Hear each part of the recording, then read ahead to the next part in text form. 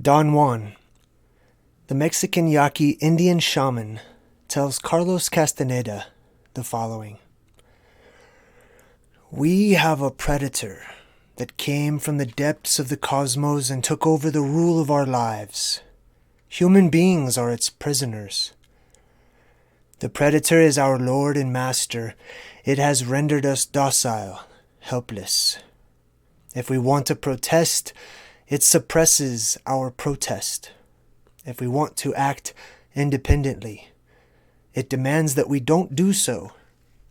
I've been beating around the bush all this time, insinuating to you that something is holding us prisoner. Indeed, we are held prisoner. This was an energetic fact for the sorcerers of ancient Mexico. They took us over because we are food for them.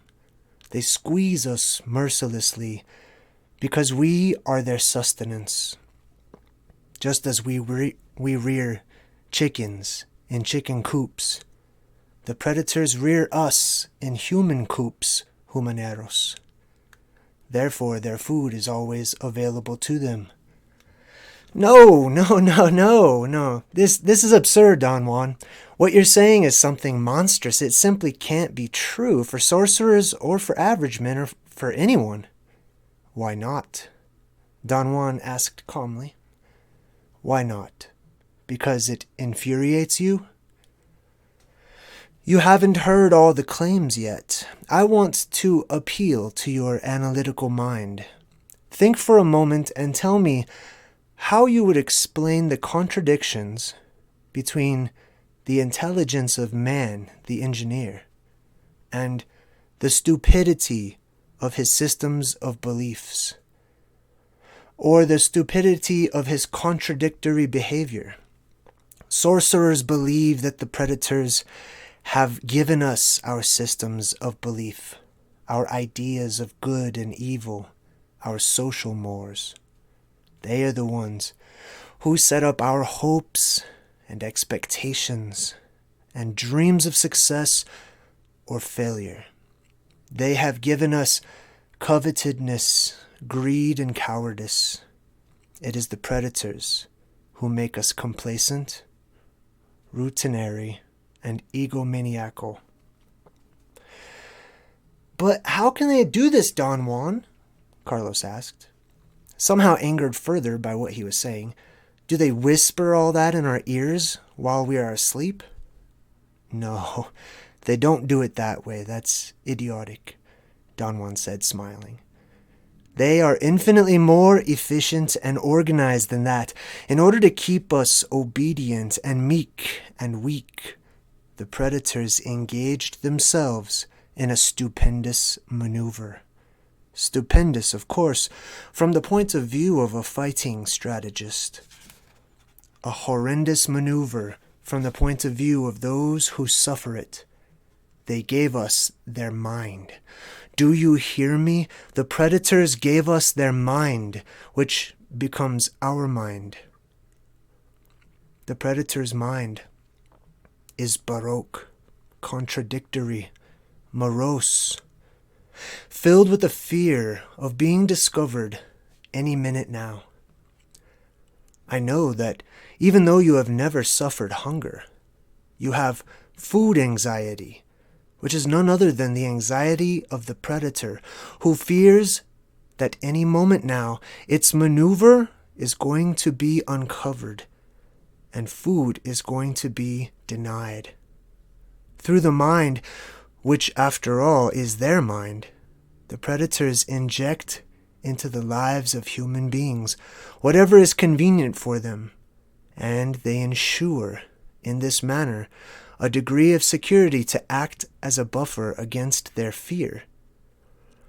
The sorcerers of ancient Mexico were quite ill at ease with the idea of when the predator made its appearance on earth. They reasoned that man must have been a complete being at one point, with the stupendous insights, feats of awareness that are mythological legends nowadays. And then everything seems to disappear, and We have now a sedated man. What I'm saying is that what we have against us is not a simple predator. It is very smart and organized. It follows a methodical system to render us useless. Man, the magical being that he is destined to be, is no longer magical. He is an average piece of meat. There are no more dreams for man, but the dreams of an animal who is being raised to become a piece of meat. Trite, conventional, imbecilic. Welcome everyone to today's video, and that was an excerpt from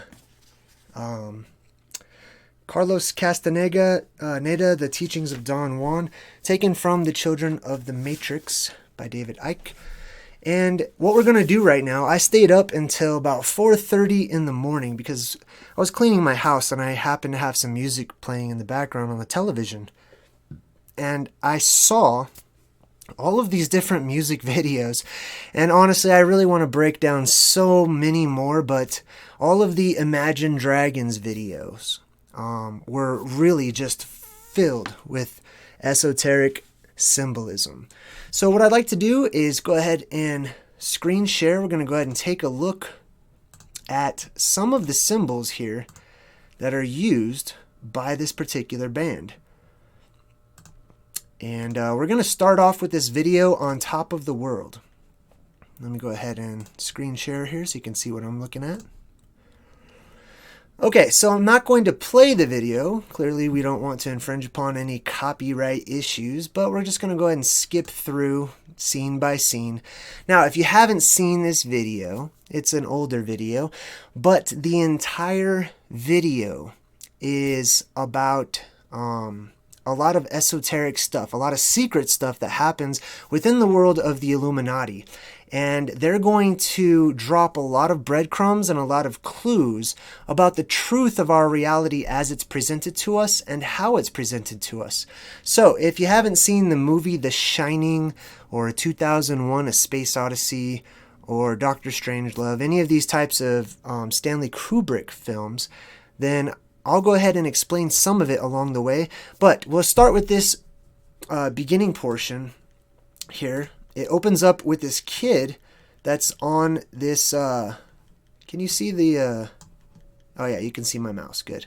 Okay, so we start off with this kid. He's wearing a tinfoil hat, which symbolizes that he is a conspiracy theorist or a truth seeker or someone looking into alternative reality, alternative truth. And he's on this little wagon, this little big wheel. Now, this is the same type of big wheel, you know, that we see in The Shining whenever the kid is riding through the hallway. There's going to be a lot of references to these movies, and I'll tell you why, because it has a lot to do with the main theme of this music video. Now, if you look at the back, I can't make it much bigger right now, but if you look at the top of the big wheel back here, you'll see that it's got the all-seeing eye with little rays of light shooting out of it. And underneath it, it says Snow Guard, which is something that we'll see pop up from time to time throughout this particular video. And Snow Guard, I mean, simply put, it is the word dragons spelled backwards. And so we've got dragons spelled backwards. Why would they spell it backwards? Well, the word snow is written in red and guard is written in a different color. So it's also two words spelled forward. Now this is something the world rulers, the elites, the Illuminati, whatever you would like to call them, this is something that they do. They understand how to work outside of a linear mindset, to read things up, down, forwards, backwards.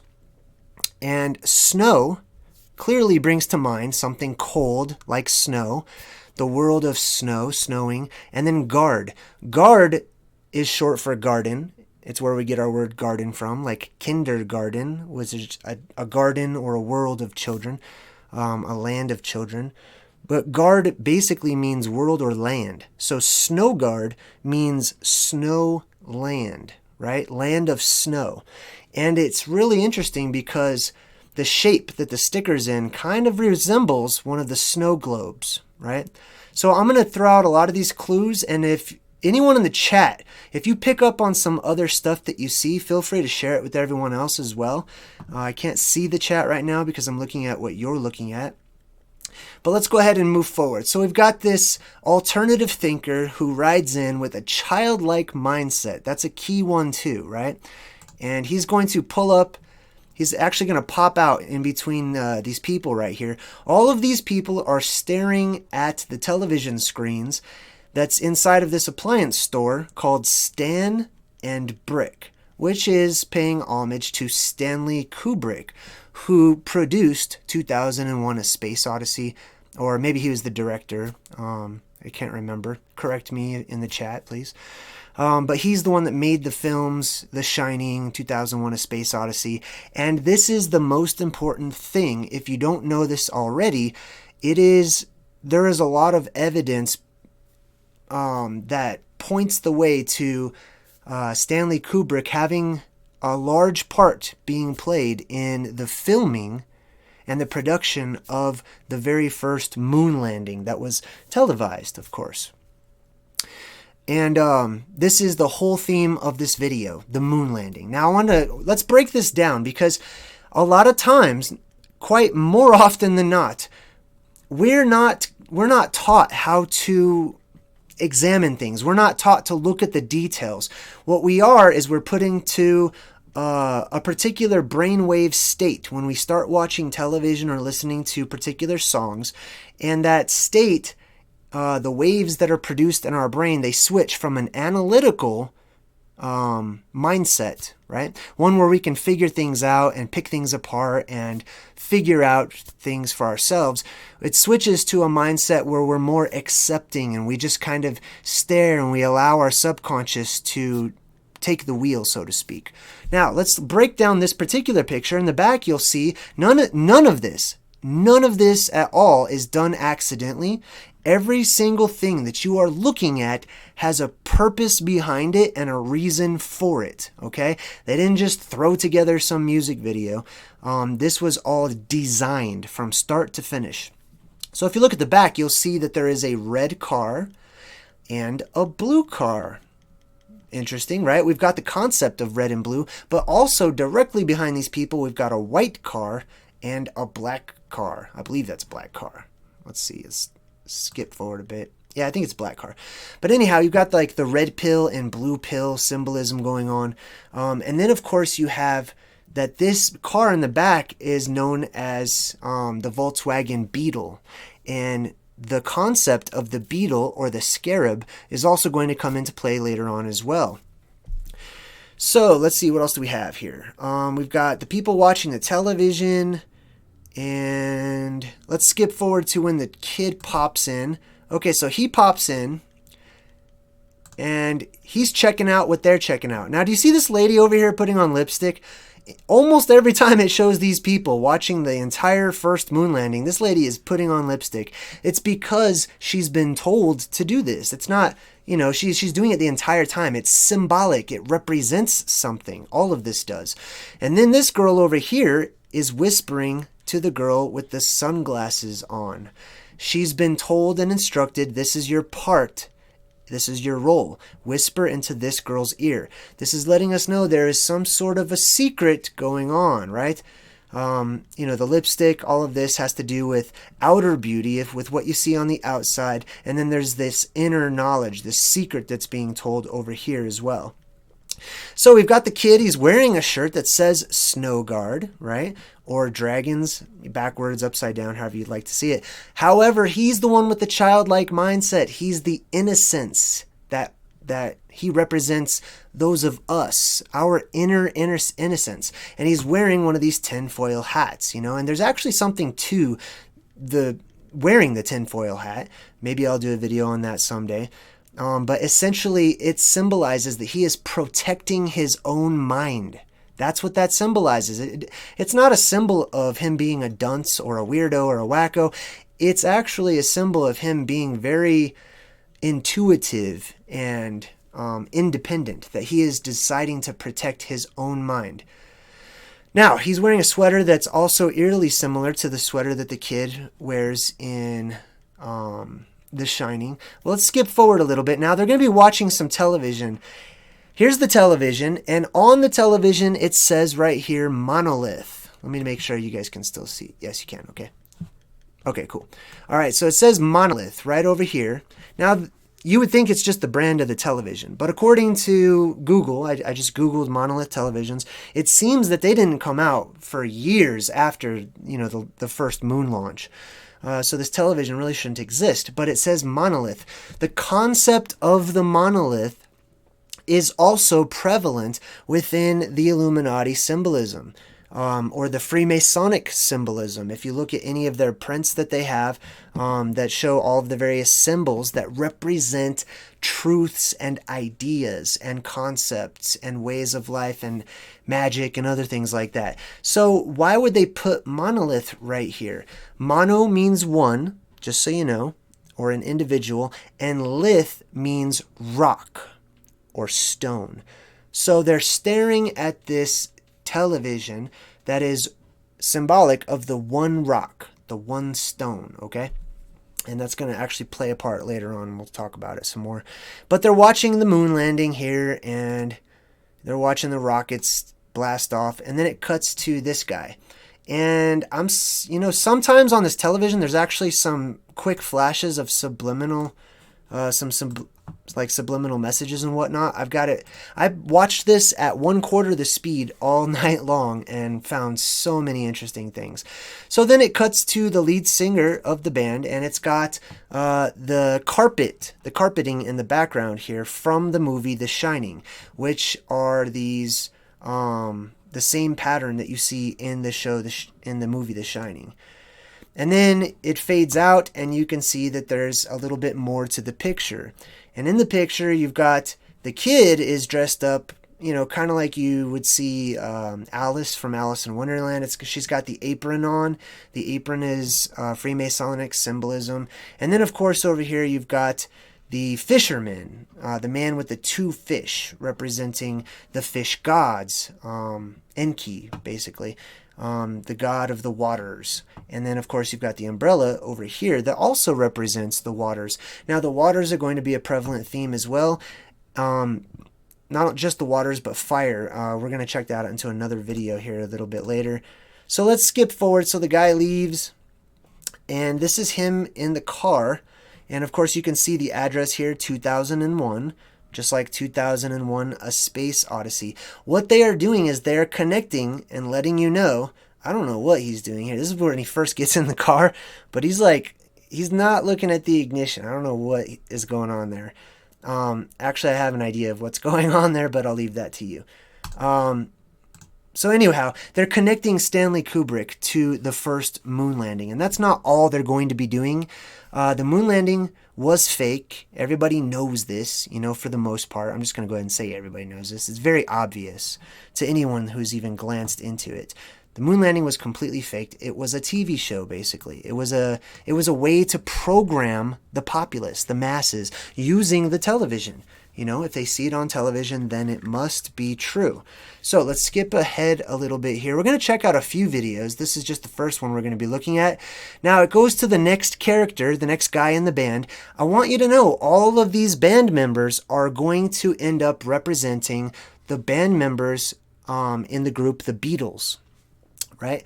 Now, when you first see this guy, when he first pops up, you notice that this part of his sunglasses is dark, this one's light. You can see the eye here, so it's the one eye symbolism, right?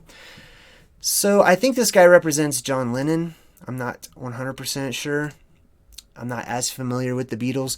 Now let's skip to the next scene, right? We've got these hippie people. This guy's over here, doing some hand symbols and whatnot, sort of the 666, if you will, hand symbol. And they're sort of hippie-ish, and, representing the hippie movement and free love and all this type of stuff. Now, on the back, it says on the van, Strange Love. in a sort of 70s style. That's a reference to Dr. Strangelove, another one of Kubrick's films there. And so they're connecting Kubrick in every single one of these clips so far. Now, I also want to tell you, the reason we're going by this scene by scene is not just to do with, we don't want to break copyright or anything, but it's because these music videos, they go by so quickly. There's flashes from scene to scene to scene, and there are things in there that you would not catch unless you slowed it down. It's designed for you to watch subconsciously. It's not designed for your conscious mind. It's not designed for your analytical thinking mind to break this down. It's designed for all of these symbols and words and colors and pictures to vibrate within your subconscious mind so that you can easily become programmed and receive the programming without being aware of it. They're basically keeping your mind split. Now, I find it interesting, having looked into No Force on Flat Earth and whatnot, that they have them sitting upon these tree stumps, right? They've got these tree stumps, and if you look right here, there's actually a little tiny axe that's been put into that tree stump. Let me see if I can get a better picture here. Well, you'll see the axe there. But anyway, it's clearly too small to cut down a tree, but it's symbolic. Everything's put there for a purpose. All right, so let's move forward. So the John Lennon character, he gets into his yellow beetle, his yellow bug, right? And then, of course, you see this sticker over here that says Ragged Insomnia. This is an anagram. Another one of the ways that the ruling powers, they hide things. They just mix up words, and they know that words can be rearranged into other words and broken down, and they can hide stuff in there. So Ragged Insomnia is basically an anagram for Imagine Dragons. Now, the band name speaks for itself. Imagine Dragons, right? Imagine, that's your subconscious. That's your right mind. That's the right side of your mind. Your imagination, your creativity, your intuitiveness, your gut feeling, etc. Everything that is sort of in opposition to your analytical mind, your left brain. So your right brain's going to pick up on this. Imagine Dragons, right? And I'm not saying it's bad. I'm not saying dragons are bad or anything, but this is all pieced together. When you put all these little pieces together, then it forms a message, basically. And then, I also wanted to point out the teepee. There's going to be some Indian symbolism in here as well. They're going to be saying something about the Indians and how the Indians, which is what they're called here in United States, or the Native Americans, if you will. There's various ways to refer to this group of people. They have a lot of deep history that's filled with truth that we would call myths and legends, but it's really actual history to them. Now, this is the very next scene. This guy over here is about to just pop in front of this picture of Paul McCartney. Right? This happens so quickly that you would never have known that Paul McCartney's picture was there, which is why we're playing it clip by clip. This guy's going to jump right in front of the picture. I'll go ahead and just play it real quick. Okay, well, I'm not going to play. That's 1/4 of the speed, okay? So let's go back. Now, there's Paul McCartney's picture here. If I can get it back. There we go. Now, let's take a look at all the things that we see here. Remember, nothing is placed here by accident or on accident. Everything was set up. This is a set. Everything was put here by instruction, by the people who know what's going on. Now, you'll notice that, let's just start with the top up here. You've got this eagle, which is symbolic of the phoenix, actually, because eagles don't really stand like that or look like that. The phoenix turned into and morphed into this eagle character. The eagle is within the family of the vultures. I'm not sure if you knew that or not, but the eagle is technically a vulture, and depending on what direction it's looking, it's going to be speaking to that part of your brain. If it's looking to the right, it's going to be speaking to the right side of the brain, and vice versa. Of course, we've got this huge gun over here pointed right at not John Lennon, Paul McCartney's head, which is interesting because there is a popular theory that's been in existence for quite some time that Paul McCartney died supposedly in a car accident and was replaced with somebody who was a lookalike or a clone or something of that nature. Okay, so they are alluding to this, that this guy died and is going to be replaced with a Paul McCartney look-alike, right? Somebody who represents the original, which is what he is doing here in the video. Clearly, in the reflection of his glasses, you can see the checkerboard floor. The checkerboard floor is one of the many symbols of the Illuminati. If you just type into a quick Google search, if you type in Freemasonic prints, which are just pictures, then the checkerboard floor will show up time and time and time again. You don't even need to type in checkerboard floor. That's how prevalent it is within Illuminati circles. Let me go back here real quick. Okay, and then of course you've got the owl, right? The owl is another symbol for the Freemasons and the Illuminati. They all go to the Bohemian Grove, which is a huge forest of redwood trees in California, and they have a secret meeting there, or a not so secret meeting, because, you know, a lot of us know about it. But there's a huge owl, this huge statue of an owl that they all worship, and they basically give human sacrifices in front of this owl, and they burn, you know, a body. Well, they will tell you that it's not a real body or whatnot, but I mean, how are you supposed to know, right? And then of course there's the peacock representing vanity and things of that nature. And then Jesus over here, there's going to be some religious connotations as well. So this guy's going to jump in front of the picture, and you're going to see that this is what's on his mind. This is what's in his eyes, is the black and white checkerboard floor, which represents division, which represents duality. Okay, so he's going to straighten up. Now we're going to see a little bit more of the actual room. So let me try to get to a good frame here where it shows it all. Okay, cool.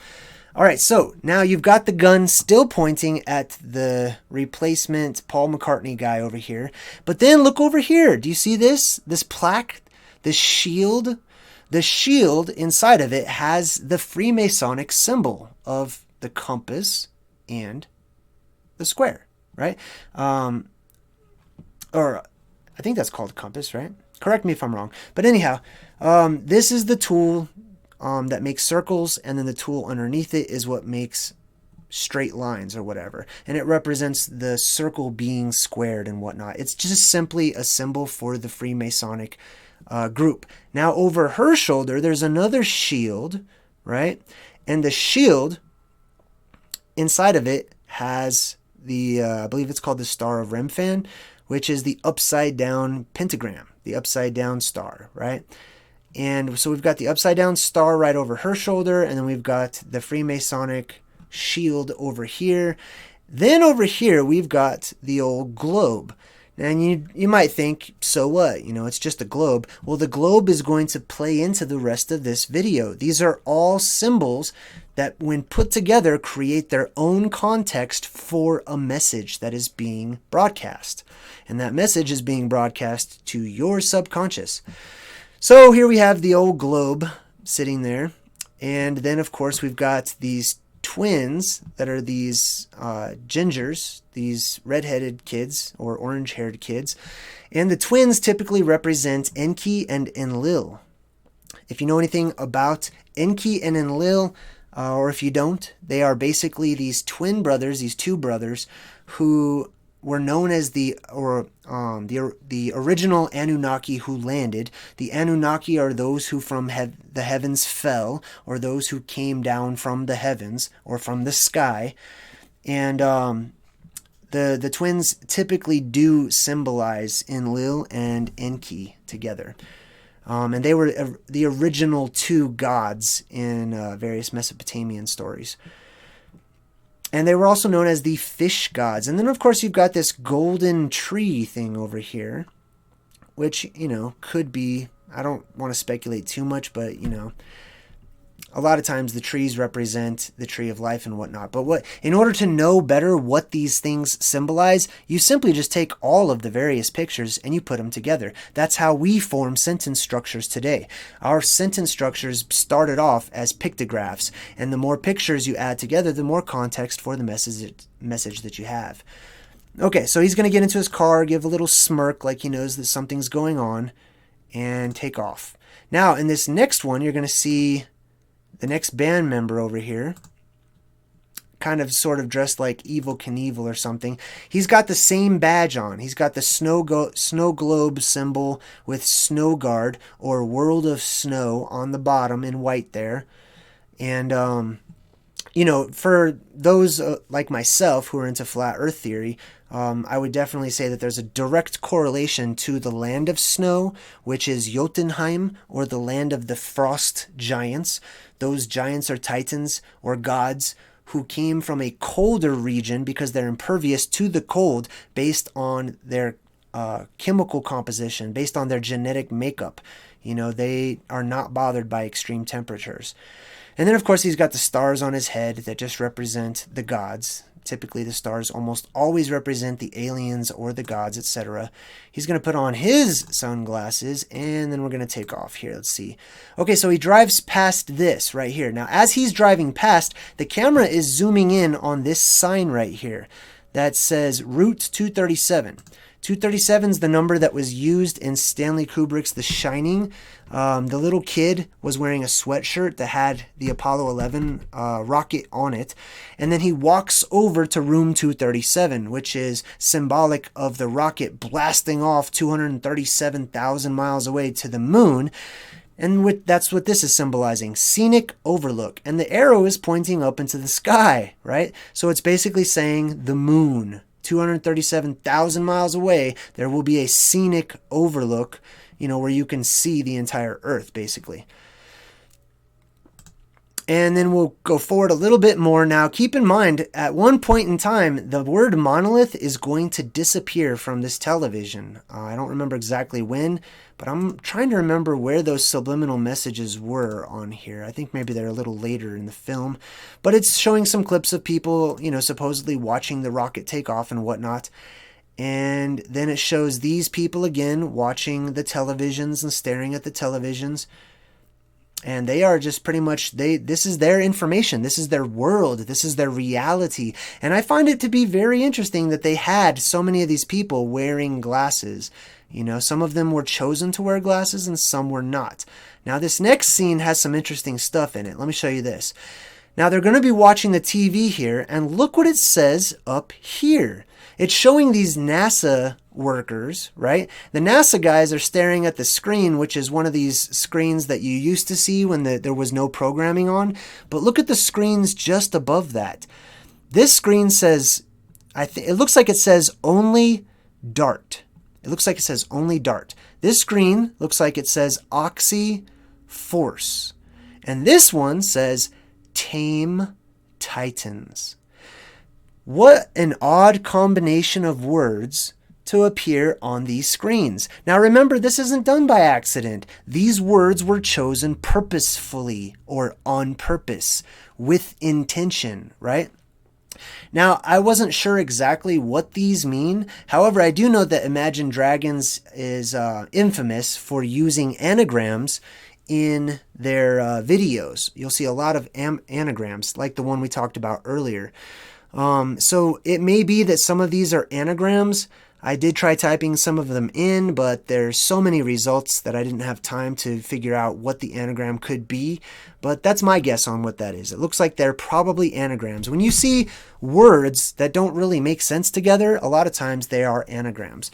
So they're watching the NASA officials over here, and then all of a sudden this flips on, and then there's this programming.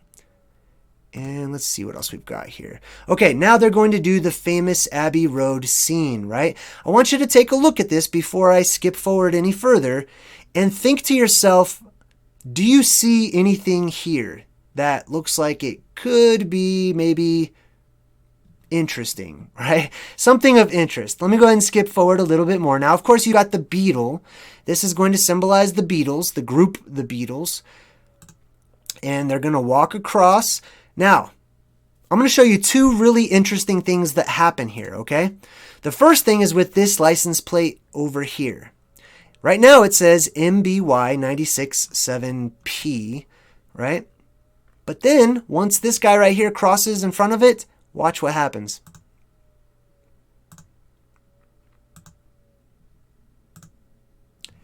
Now it says something different entirely. It says Ben is dead. Now who's Ben?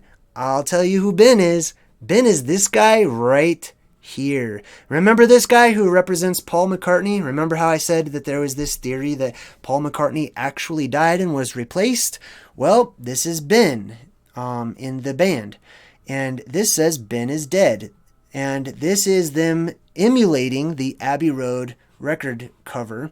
And in that record cover, it was basically said that this is a funeral procession, right? That basically they are emulating a funeral, that this guy was like the religious person, this guy was the pallbearer, or the person in charge of the burial. This is the dead man, and this was the guy who was doing the grave digging, okay? Now, we looked at one license plate, right? And it's going to disappear after he walks in front of it. Let's see if we can check it out here. I don't know if I can quite get it to that point. But anyhow, let's look at the other license plate. And I'm going to see if anybody in the chat, let me see if you guys can figure out what this license plate actually says. So I'm going to keep my eyes on the chat here for a moment, and then I'll come back. But if you have any ideas on what the license plate says, let me know in the chat, because it's actually very interesting. So, yeah, they're doing the Beatles, right? Now, the Beatles are named after the beetle, the scarab, right?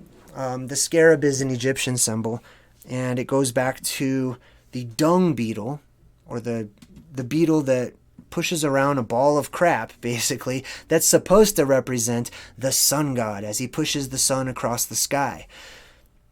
Odd Sock Unlost. Got it. Boom. First guess. Now, this license plate, as Odd Sock Unlost just pointed out, says Lolita upside down, okay? So this is just upside down. It says Lolita, Lolita. Now, if you don't know what Lolita is, it's basically a virgin or a very young woman who is sexually promiscuous. Why in the world would they have that? Why would it be on the beetle in this particular scene?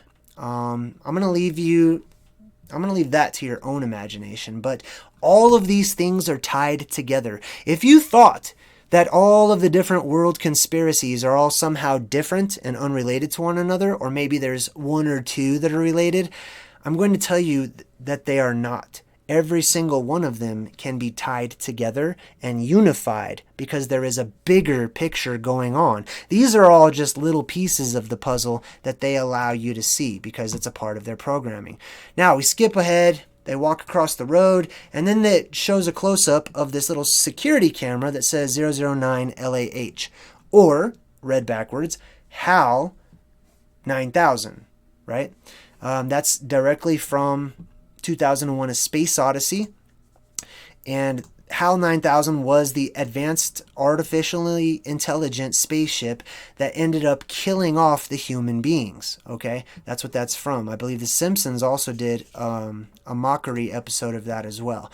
So then there's this security camera from HAL that says Luna and gives a time on it, right? And here they come walking in. Luna just means moon. That's all that means. Lunar eclipse, lunacy is where, people that go crazy because of the phases of the moon, lunatic, Looney Tunes, all this type of stuff comes from the moon. Looney Tunes are songs that the moon sings, basically. We are being sang a lullaby. We are being sang to sleep. There are all of these vibrations. Our world is comprised of vibrations, and vibrations are simply another way of saying music, okay?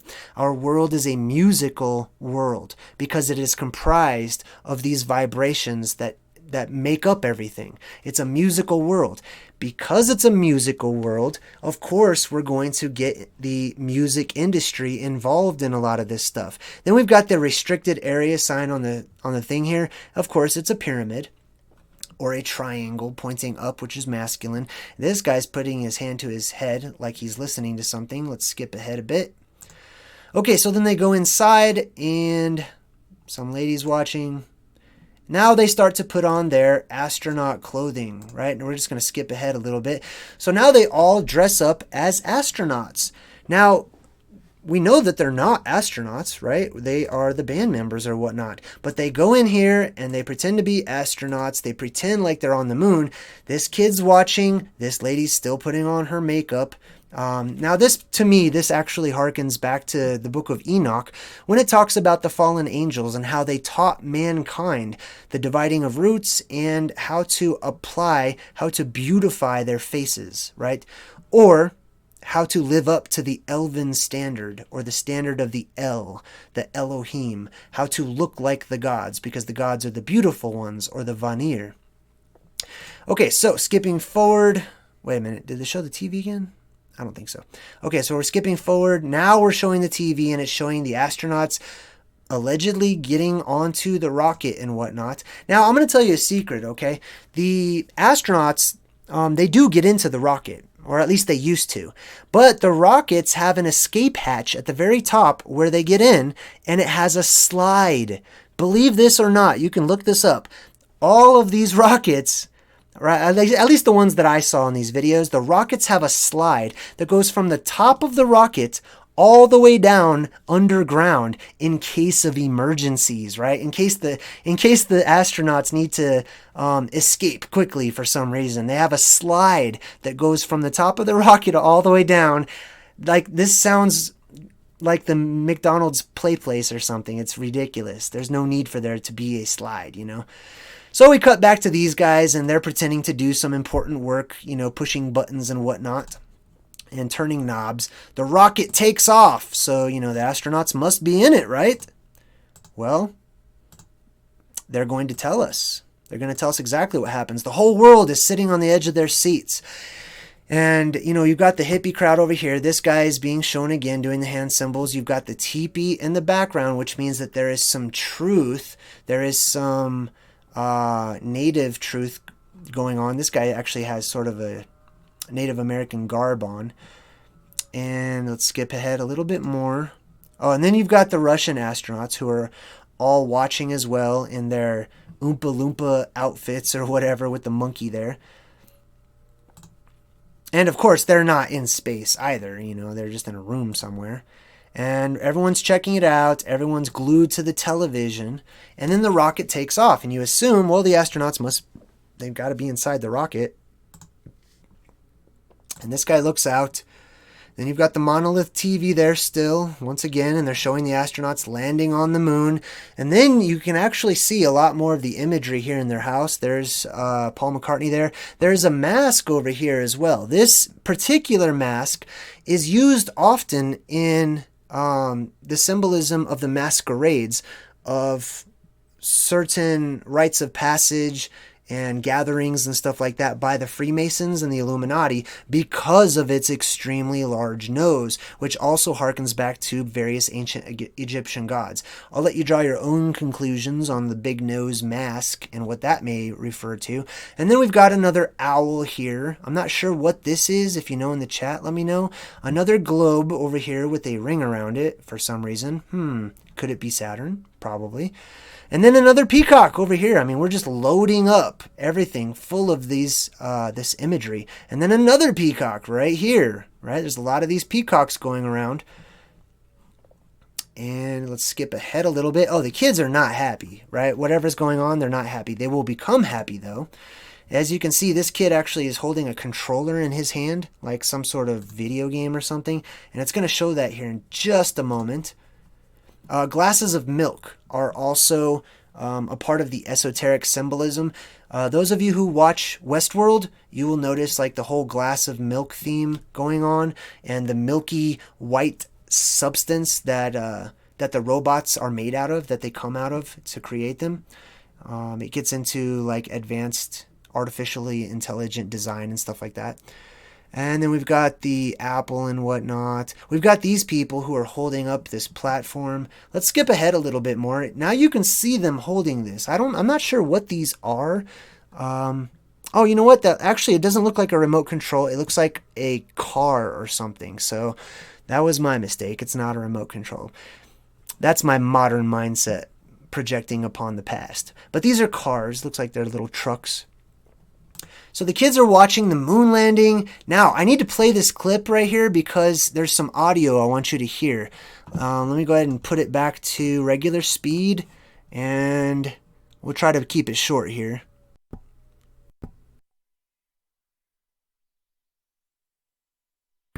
Okay, I'm not sure if you guys can hear that. Oh, it's because it's muted. All right, well, Jay, it helps if you don't mute it. Okay, boom. Now we're going to just bring it back a tad. Okay, let's just play this part real quick. Step for man. Nope, that didn't work. Let's bring it back a tad more. Okay, I'm sure this will be fine. Let's go ahead and listen. Pay close attention to the audio. Go ahead and turn up your devices real quick. That's one false step for man, one giant deceit for mankind. Oops. Okay, so I'm not sure if you heard exactly what was being said. Now, you would think that he said that's one small step for man, one giant leap for mankind, right? Because that's what has been crammed into our ears for, decades upon decades now. But that's not what he said. I'll play it one more time and pay close attention to what he says. Can you guys hear this? Let me know in the chat if you can hear this. All right, let's go ahead and back it up a little more. Okay. Now, pay close attention and listen to what he says here. That's one false step for man, one giant deceit for... Okay. So he says, well, I'm not sure what the first part was. I couldn't remember. I listened to this so many times last night. The second part says one giant deceit for mankind. That's exactly what he says. He doesn't say anything else. He says that's one, man, what did he say that first part? You'll have to go over it and listen to it yourself. I can't remember what was said, and I don't want to infringe upon any copyrights or anything. So the second part definitely says one giant deceit for mankind. And someone in the chat said one last step for man. I can't remember honestly exactly what it says, but let's move on. We're going to skip forward a little bit here. Now the people don't hear that. Isn't that interesting? This is something I just love to talk about. Our perception is so easily manipulated. The thoughts of mankind are so easily manipulated. What we see and what we don't see, even if something is directly in front of our eyes, we can be trained to not see it, for it to go away. Okay? And that happens often. And we're actually going to be talking about that on Thursday whenever we go over the Mandela effect. But here's the television, and it's got the monolith symbol back on it, and they're watching it. And then this television cuts out, and it shows you the Indian once more, right? Saying, hey, there's something more here. There's something more going on. It shows the kid. Now, look at the kid, right? He looks a little concerned, like, something's happening here. And then it shows the Indian, like, it gets up close and personal. This is an important symbol in the video here. So then we go over to the astronauts. Now it's going to show you the faking of the moon landing. This guy's going to get out.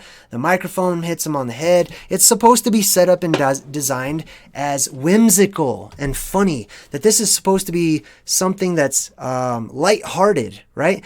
This is not lighthearted, let me tell you that. And this happens so often when we are listening to our music, right? When you're listening to the beat, to the bass. That's what we're conditioned to do. It's hypnotism. You're listening to the beat. You're listening to the bass. You are not in the mindset to break down the words of the song. You will notice that many of these pop songs nowadays, they get you in this really feel-good kind of mood, you know? But when you look at the lyrics, the song is about something not happy at all. The song is about something that does not fit the whole vibe of the song itself. The lyrics don't fit with the mood that's being given. Just like in this song right here, you know, I'm on top of the world, hey, and everybody's just partying and going nuts, and, you know, like, you're on top of the world, so you feel good. But when taking a closer look at the lyrics, they don't actually make any sense in comparison to the video, unless you start getting really deep into it. For example, Katy Perry. Katy Perry has Dark Horse. If you look at Katy Perry's Dark Horse video, you're not going to find a horse anywhere in that video at all, because she's not talking about the animal, the horse. I'll get into that another time. So anyway, this guy's faking a spacewalk and falls down, and they've got everything all set up here, and it's just a set, and it's just being revealed to us. And then it says Hollywood, right? And it says moon landing, production, Snow Guard or Dragons, and the director is SK or Stanley Kubrick, which, you know, they have an actor portraying Stanley Kubrick right here. Now, this is what most people have found out, you know, by following the trail of breadcrumbs. Stanley Kubrick directed the moon landing. He was the director. He's the one that basically was promised, hey, you can go ahead and make a movie if you do this moon landing with us. And a lot of the same exact effects that were used in 2001: A Space Odyssey were also used in this whole moon landing video. And, you know, I'm not here to talk about how fake the moon landing was and how obvious it is and whatnot. This guy's holding up the Earth, which is pretty interesting. So let's skip ahead a little bit and see what else we can find here. It's clearly a set. It's not real. But they're showing you, you know, we have tricked the world. This is what happened. This chick is giving the hush hush symbol. She's saying, shh, you know, be quiet. This is a secret. She's not saying, be quiet, I can't hear the radio. This is letting you know that there is a secret happening right now. And there's the little axe I was telling you about earlier. And of course the teepee as well, which is sort of a pyramid shape. Okay, let's get a little more into it. So these guys are pretending to be NASA workers and doing important stuff, but in reality, they're just the wizard behind the curtain, you know, because clearly they have nothing to do with what's going on here, except for maybe transitioning. They're the studio workers that are in charge of what the audience sees on the television versus what's happening in reality. In reality, it's a set, it's fake, it's not real, but it's portrayed as being so. Excuse me. Okay, so we've got the moon landing. They plant the flag in there, you know. Now, do you notice on the television? The monolith is missing. The monolith is now gone. The monolith isn't really needed anymore because the people are already programmed. They've seen their programming. They believe it. They've fallen for it. And it's the exact same TV and setup as we saw. If I go back to the beginning here and show the same TV, watch. Boom, monolith. Now we go back over here. And it is no longer there.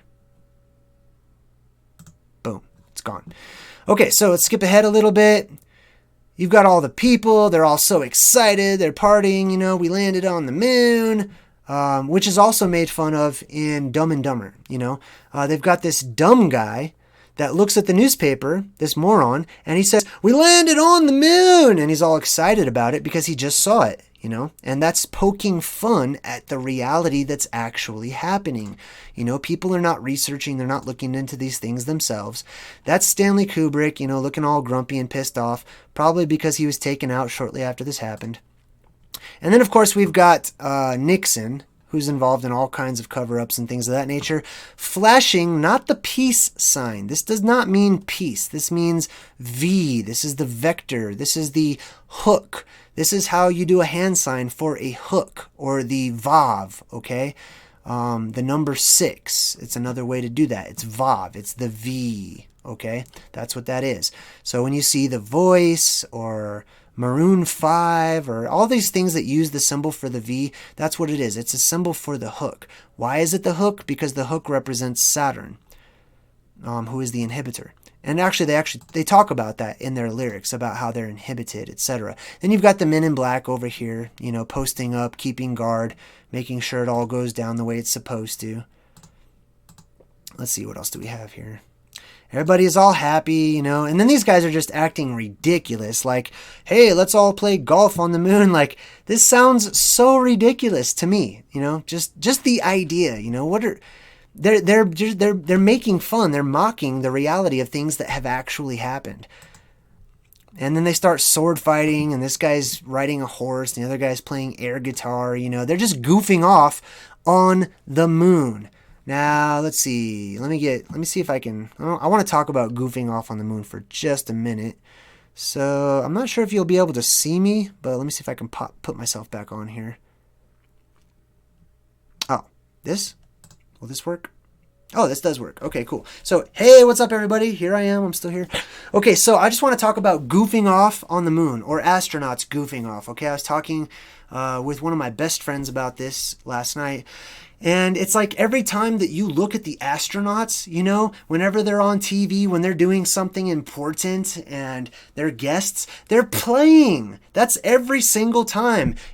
As a taxpayer or whatnot, you would think that the American people or the general public do not want to watch the television and see the astronauts, the world's elite, the best of the best, the smartest and brightest, most physically fit individuals screwing around playing the guitar or doing backflips. I can't even imagine on Star Trek.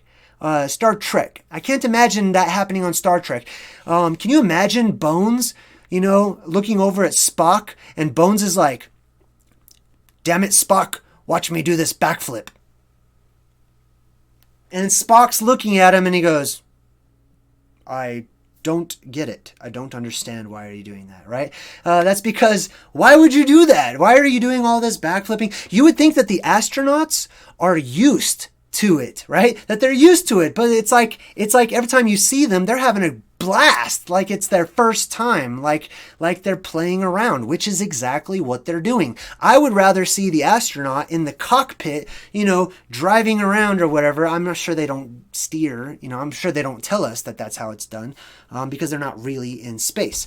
But that's what I would like to see. That's what I would expect to see. I would expect to see scientific experiments, not, hey guys, I know that this entire spaceship is paid for by all of the people down there on that planet, and they want us to take really good care of it, and it's full of all of these electronic devices.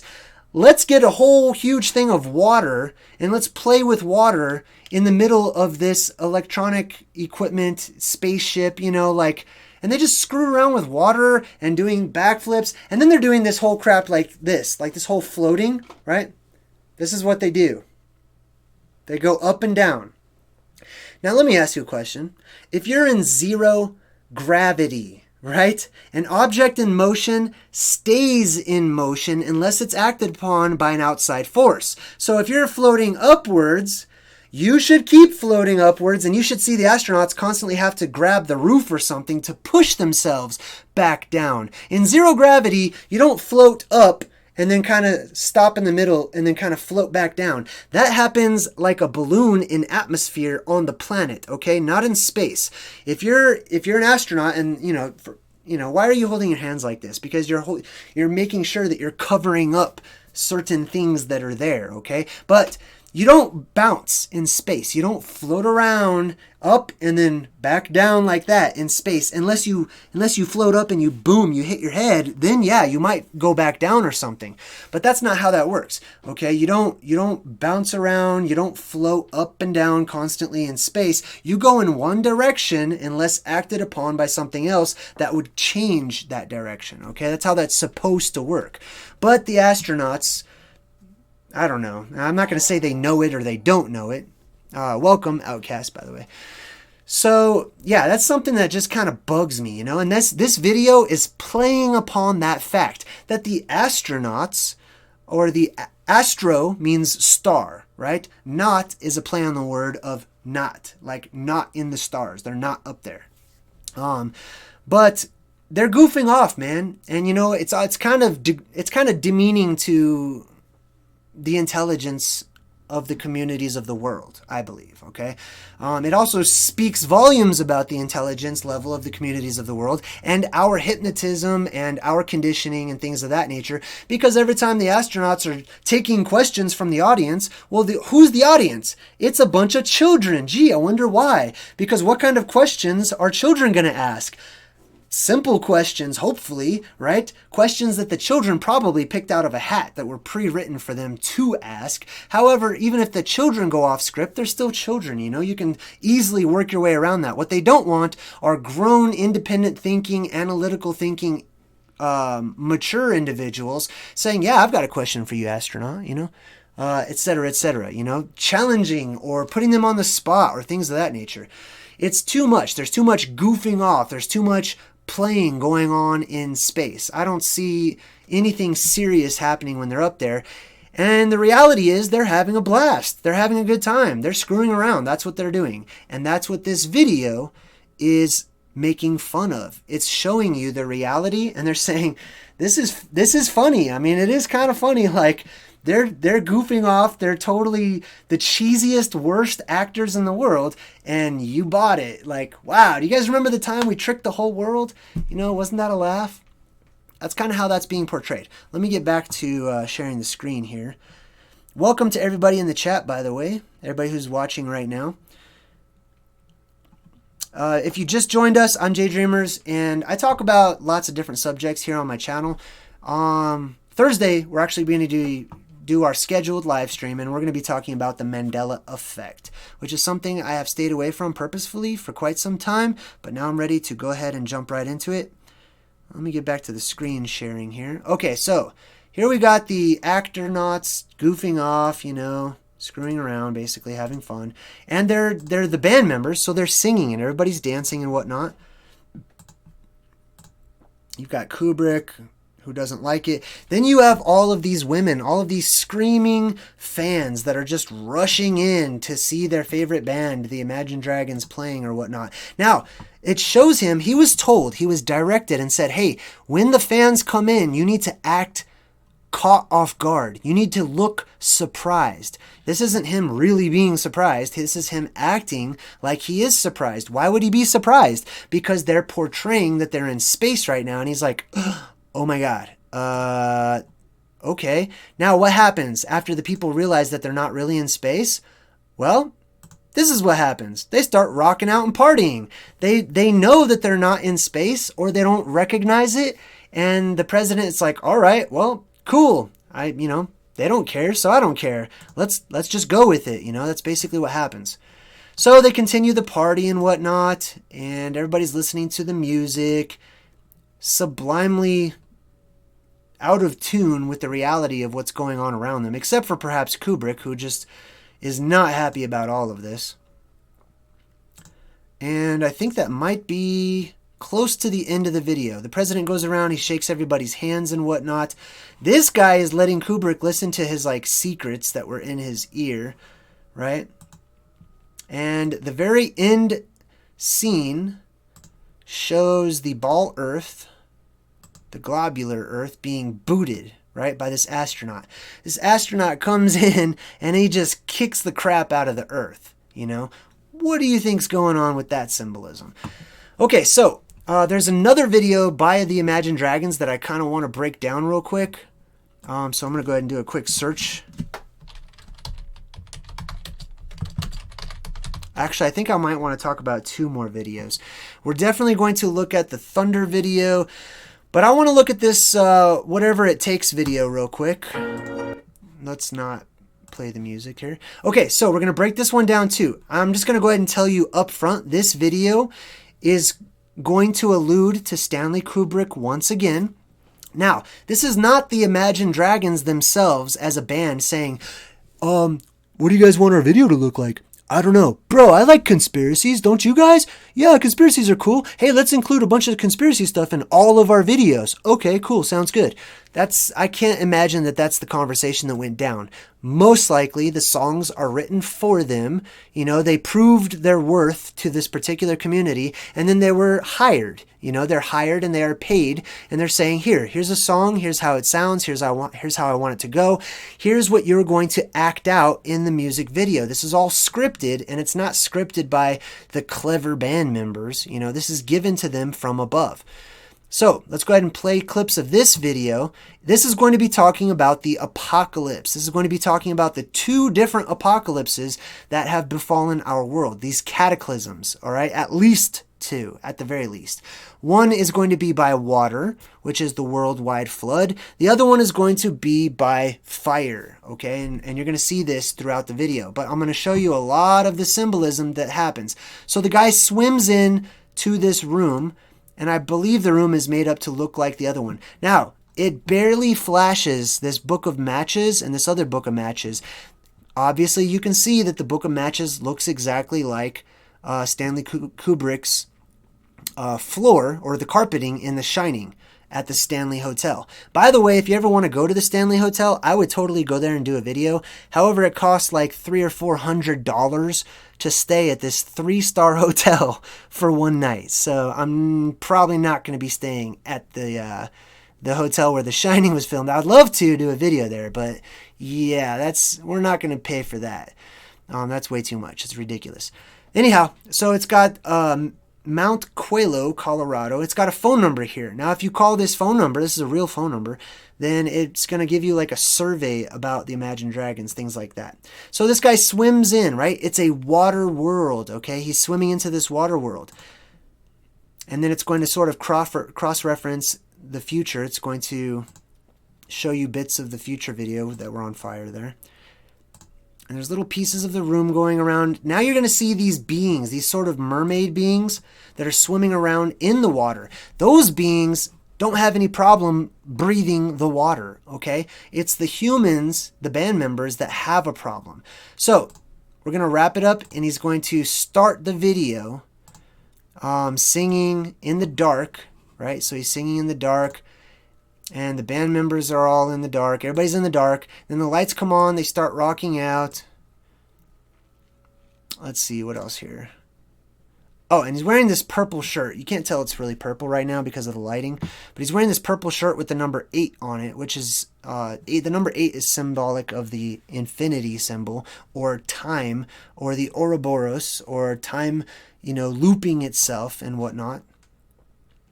And the other thing is that these are their costumes. The band members don't just decide, I'm just going to wear whatever I want to this music video. No. They are handed their costumes once they get to the set, and they're told, hey, you need to wear this, put this on, right? Let me get forward here. There's a lot of little things in here, but you really have to kind of play it in super slow-mo in order to see a lot of the symbolism that's hidden. So let me get to some of the main points. Okay, so then it starts to rain within this house, right? Inside of the house, it's raining. Why would it be raining inside of a house? Inside of a closed structure, a closed system, if you will. It starts to pour rain, so much rain that it starts to flood the house. And the water just fills up everywhere. Let's see if I can get a good picture of it here. And they continue rocking out throughout the flooding of their house here. And then you've got these weird Atlantean type figures that jump in to the water and are swimming around in the water here. And they don't seem to notice that the world is coming to an end. They just keep on rocking, They just keep on playing the music and whatnot. Let's skip forward a lot. Okay, then it shows these beings, etc. The lead singer, he will drown. There are some symbols of some stuff in the water. So this one is like a boxing glove. It looks like a trophy. And it says Angora Man. Angora Man is an anagram that literally says no anagram. Okay? So this is sort of a joke. If you don't know much about the Imagine Dragons, they basically told people publicly, because they were like, everyone wanted to know, what's the name of your band? Like, why are you guys called Imagine Dragons, huh? Why'd you guys name that? Why'd you guys pick that name, huh? Well, let me tell you something. They didn't pick that name, okay? That name was handed to them before they became famous, okay? They had their own name, and they were not to go by that name anymore. They were given a role to play. They were bought, and now they're playing a role, which they're totally fine with, because they're getting paid millions of dollars. But they told the media, Imagine Dragons is actually an anagram for the original name of the band that we came up with. Now, this is a joke. No anagram in the form of an anagram is letting you know, Dude, that's the name of the band, Imagine Dragons, okay? It's not really an anagram for anything. And they're just kind of screwing with people. Then you've got these books over here. Now, this book in particular is really interesting if I could pull it up here. Let's see if it'll show it. Yonder Lands. Yonder Lands, right? This means lands yonder, lands far away, okay? In the flat earth model, there are lands, there are other planes of existence, not just in the flat earth model, but in the cosmology of various religions and cultures around the world and across time. Then you've got the key being dipped down in here, so the key's there. You've got these mermaid Atlantean aqua beings that are the fish beings. And if you look right behind them, you're actually going to see that exact same photograph of Paul McCartney, who's in his astronaut uniform. Why are they continuing to put these symbols in these videos? You would think that they would just be like, no, we already used that idea, you know? But they've got Paul McCartney in the astronaut outfit up there, and they're letting you know, like, we know what's going on. Like, we are proud of what we have done. I'm pretty sure that chick is naked. I don't know. It kind of looks like it. Let's see. So we've got the mermaid chicks kind of coming in. They're not really mermaids because they don't have fish tails, but they're representative of the El, okay? You can call them aliens or El Eon, the aliens, the El race, the Al, the Alfs, the Alf, Elvin, Elohim, etc., Allah, and so on and so forth. Okay, they are the gods. They are the Atlanteans. They are the aqua beings. They are the superheroes, etc., and so on and so forth. They can breathe water. Now, I'm not saying they can literally physically breathe water or actually physically breathe water. They might be able to, but the other thing is they just might have had some form of advanced technology that they could just, have these artificial gills to breathe water. That's not really a stretch for me. Okay, so this guy's singing underwater basically until he drowns, and we're just going to skip forward to what happens next. There's his purple shirt. Purple's the symbolic of the royalty. There's Paul McCartney again in the background there. This dude's wearing a t-shirt full of cats. I don't understand people's hang up on cats, honestly. Now there's this driver's license that sort of floats down. Up here, you'll see it. I'm going to try to skip forward a little bit. Let's actually just play this part a little bit. Okay. The driver's license is a Nevada license, and it says a demon is raging. None of this stuff is put in there accidentally, okay? A demon is raging. Basically, a demon, which is the exact same as an angel or a god or an archon or all of these types of things. They harken back to the reality, to the physical beings that once walked our world and are hidden amongst us today. The demon, the god, the being, the El, is raging. Means he's pissed off. He's not happy about something, right? Okay, so then we're going to skip forward. This guy drowns ultimately, and these beings come and revive him, giving him new life, right? You can see the book in there as well. Now, when he comes back to life, all of a sudden the water is going to change. It's going to go away. The waters are going to go down. So the flood waters recede. And then a moment later, everything is on fire, right? This is the hearkening. This is totally a direct reference to the world cataclysms that were predicted. One was going to be a flood. The other one was going to be a fire. Before the flood came, nobody knew which one was going to come first. Well, if that holds true and the flood already came, guess what naturally is supposed to come next? The fire, right? And I know people don't like to hear this type of stuff because people love being alive. People love being safe. People love, knowing what to expect and whatnot.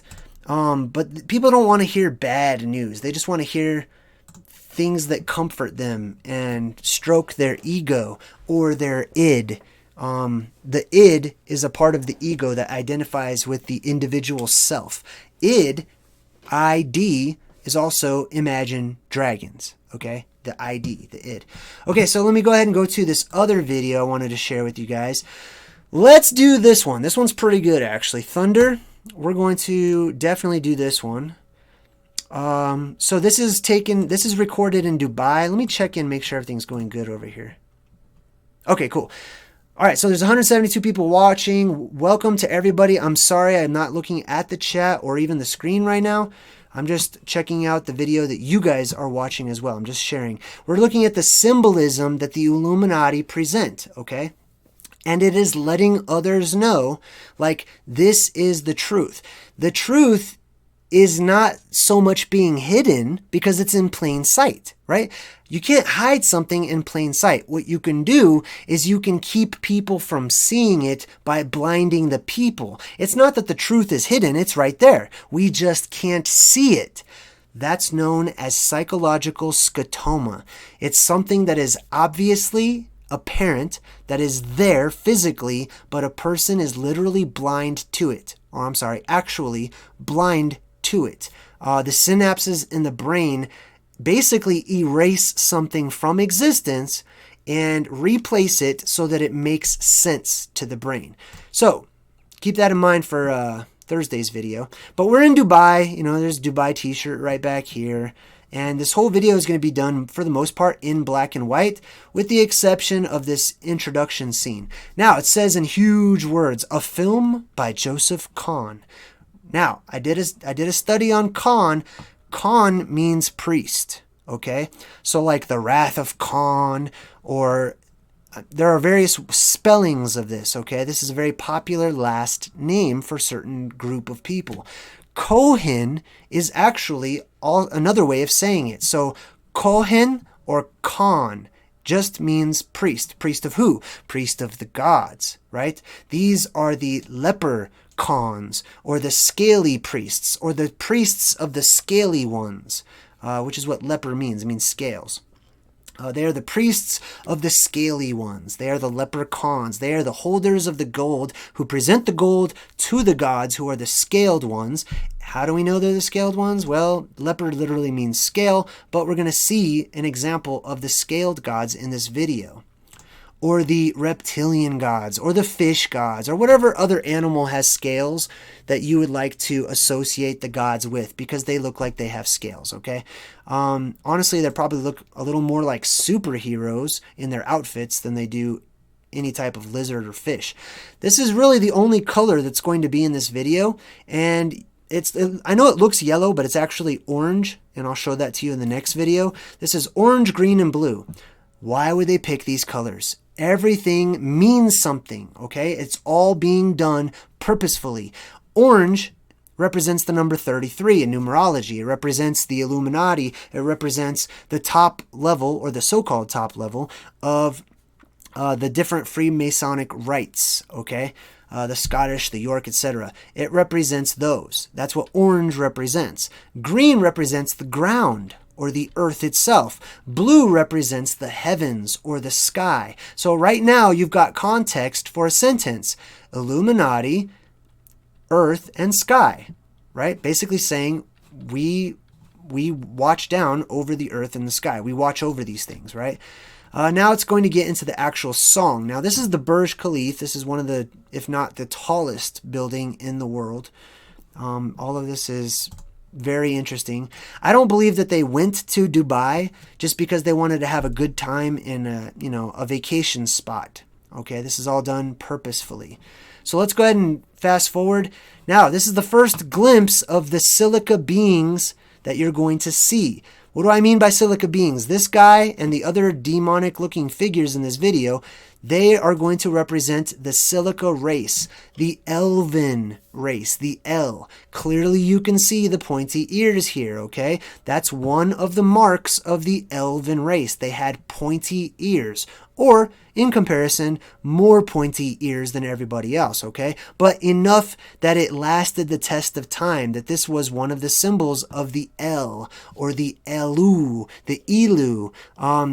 Elu of 9 is actually one of the degrees of Freemasonry. Let me just go ahead and pull this up here real quick. We're going to type this in. Freemasonic degrees. I don't know if you guys can see that. Hold on one second. Okay, you really can't see that too much. Hold on one second. I just want to pull this up so that you can actually see what I have seen as well. Let me see. I'm kind of freestyling right now. Okay, you can kind of see that. Now, let's see. Where is the Elu? Let me make this picture a little bigger for everybody here. Oh, great. It shrinks it when I make it bigger. That's great. Okay, I'll make it as big as I can get it. Now, where does it say the Elu of 9? Somewhere on here, it's going to talk about the Elu of 9, and I believe the Elu of 12 as well.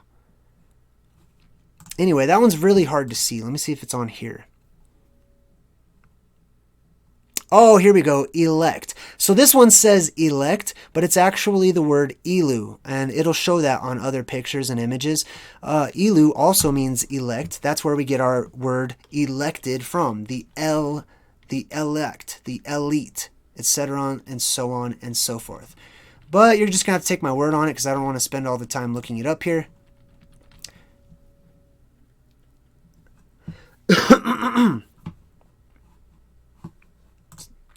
Okay, so let's get back to this guy.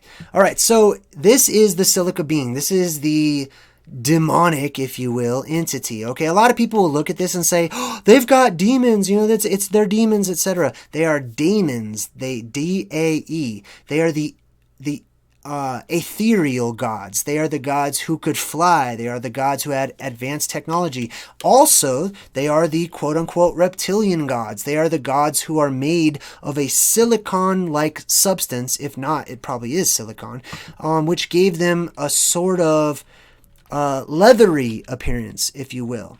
And it's more than just this. But they also tend to look like they had horns. Okay, these are just their appearance. This is sort of what they took on. I'm sure this is a cartoonified example, but you can also see sort of has a slit in the eye there. Let's just move forward. And let me just check on the chat, make sure everybody's good here. Oh yeah, Illuminati. Perfect. Good job. So let's get back to the video here. Can you guys see the video? Yeah, you can. Okay, good. Okay, so now you notice this guy over here, he's wearing black. Now we're going to skip over here. The other one is wearing white. This is the black and white duality symbolism. This is the angel on your shoulder and the devil on your other shoulder, okay? They're both the exact same type of being that once existed a long time ago.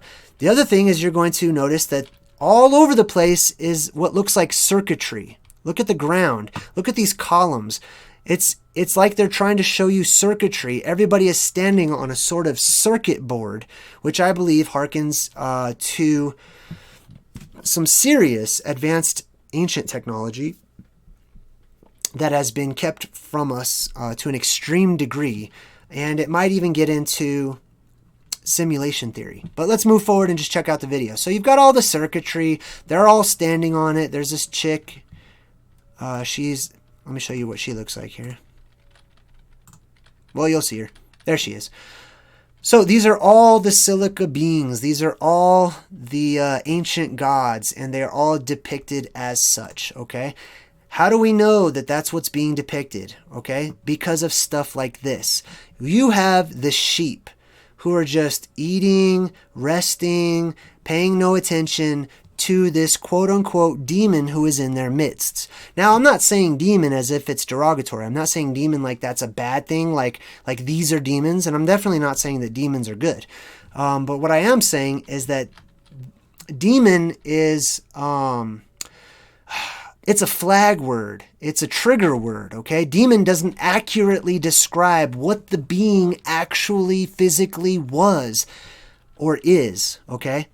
But what's happening is this guy who's wearing all black, which kind of symbolizes Saturn as well, or Kronos, he's standing amongst the sheep, just kind of looking down at them, checking them out. They are oblivious to him, but he is watching over them. He represents the watchers, those fallen angels who came down to watch over mankind, that they were not to get involved with mankind. Mankind is represented by the sheep here. Like I was talking about at the beginning of the video, the food of the gods, whether it be energetically, right? Because energy is something that we constantly produce. Energy is everywhere. We create energy all the time. We direct energy all of the time. By the way, this makes all of you magicians. This makes all of you wizards to a particular degree, or sorcerers to a degree, because you are manipulating energy all of the time, whether you know it or not. Energy makes everything work.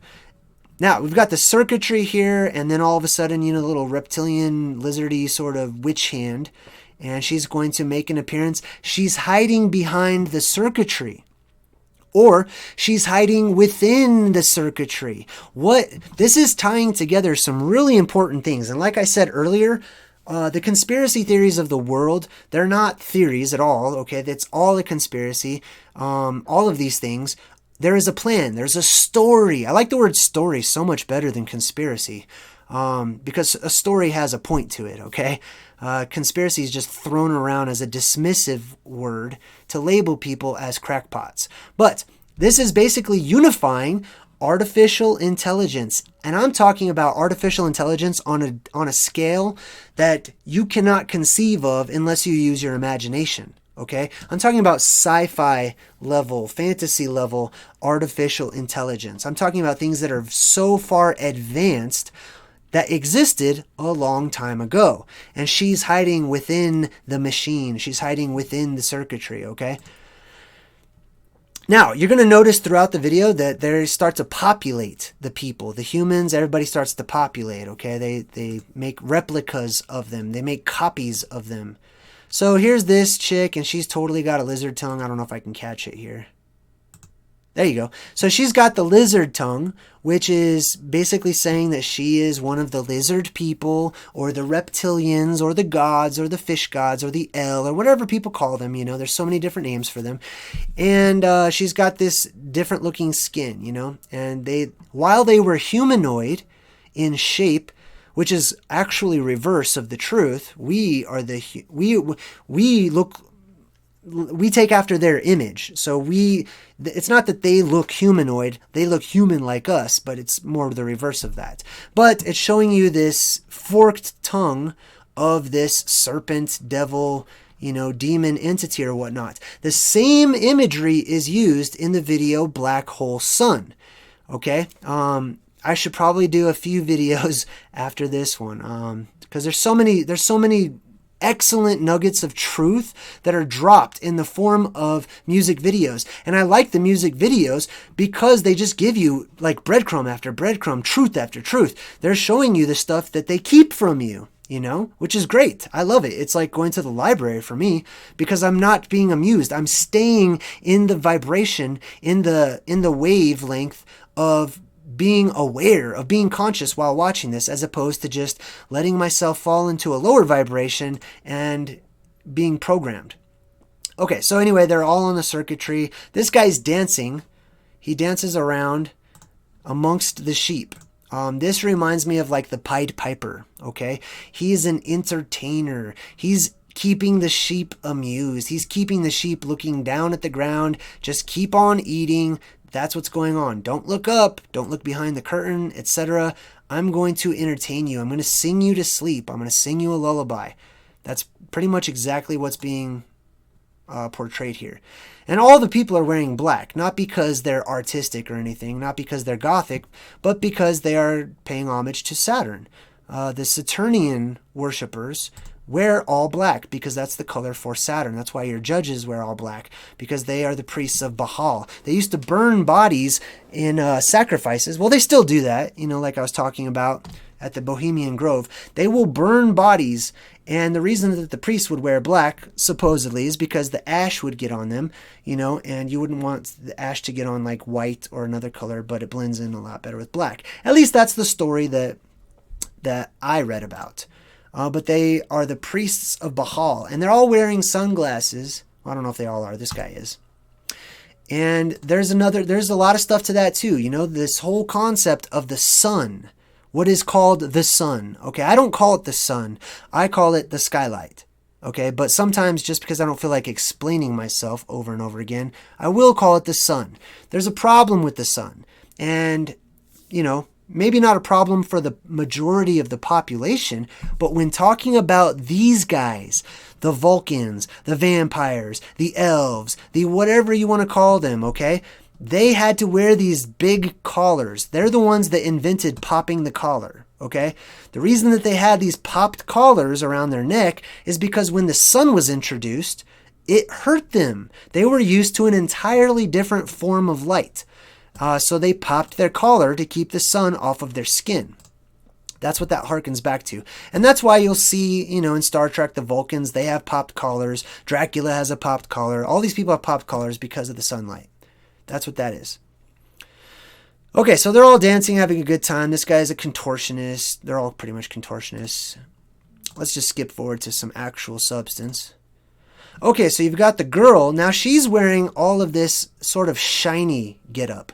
She represents the shining ones, okay? They're all the exact same, okay? All of these godlike beings, these angelic, demonic, superhero, heroes of old, whatever you want to call them, they were seen and perceived in different ways by different cultures at different times, because they also were, comparatively speaking, immortal, okay? So depending on what was going on at the time, what culture they were exposed to, etc., the different people of the world would refer to these beings in different descriptive ways. One of those ways, we're calling them the shining ones, okay? I forgot what they're called. Sometimes they were called the fiery dragons or the dragons of light, the shining ones. Actually, Christ literally means to shine, to be anointed. And in ancient Egypt, they would anoint somebody or make them the Christ by anointing them, putting all of this crocodile oil all over their body, and they would shine because of the oil. All right, so they're all just kind of dancing. They're inside of this, this is sort of like a giant supercomputer in my mind. Another thing is the supercomputers of today, the quantum computers, they are black monoliths, basically, okay? And I have my own theory about all of that ties into a sort of unified conspiracy theory that basically I talk about the ancient titans and how there was this advanced wizards' war, if you will, with super advanced technology, and so on and so forth, and they basically transferred consciousness of one of the really bad guys into one of these quantum computers, and it probably is underground today. But that's one of my side theories, if you will. Let me just check on the chat. I just want to make sure the live stream's still going. Okay. Okay, cool. Everything's good. All right, sorry guys, I'm not really looking at the chat. I'll be able to engage a little more later on. But let's move forward in this video because I want to get to the last Imagine Dragons video, okay? This is a really important scene, okay? It starts off focusing on this object behind them. This is a statue that symbolizes the pineal gland or pineal gland, however you want to pronounce it, okay? The pineal gland is the physical manifestation of your third eye or your ability to use your sixth sense or your intuition or your creative mind to literally create things, to manifest things, etc. And it secretes chemicals that empowers the human race. So what's happening with this huge pineal gland statue? Well, it's sitting on top of this grid of hexagons. The hexagons are two-dimensional representations of the cube, okay? I believe so far, based on my research, that the cube is directly related to these monoliths or these black quantum computers, supercomputers, if you will, okay? And that they are the cubes. They're also directly related to the tesseract, which is another dimension higher than the cube, okay? The tesseract is seen in a few different movies, and I'll have to get into that some other time, but let's break down this video. So now the sheep are, they have their head in the clouds, basically. They're just floating around, meanwhile, these demon creatures are grounded. They're grounded and they are on the grid, and they are basically guarding this. Now, in this particular scene in the music video, they're singing. This one goes, ah, ah, ah, and they're kind of singing in harmony, okay? That's what they do. They understand the vibrational state. They understand that people can be hypnotized through song, which is exactly what's happening, you know. You listen to the songs that you like and you feel lighter than air. You know, you just have this euphoric sensation. That's really too bad. Let me just make a little, let me show you guys me. Hold on. Okay. I believe that it's very much too bad. I used to be a youth counselor at a group home for delinquent teenagers or whatnot, you know, and let me tell you an interesting story. I'm in the van because I was sort of the weekend counselor, right? I was taking all these teenagers to go play basketball or whatever, and their life is very structured, okay? Because they're in trouble with the law or whatever it may be. So they're only allowed to really listen to certain types of music. So one day we're all in the van and I'm taking them to play basketball, and they're like, oh, Mr. J, turn it up. We love this song. So I was like, okay, let's rock out. I turned the music up, full blast. These kids are in the back. They're jamming and they're dancing and they're, you know, raising the roof and all this stuff. I allow them to dance, to listen to the music that they like. And then when the song is over, I turn off the power to the radio. And they're like, oh no, what'd you do that for?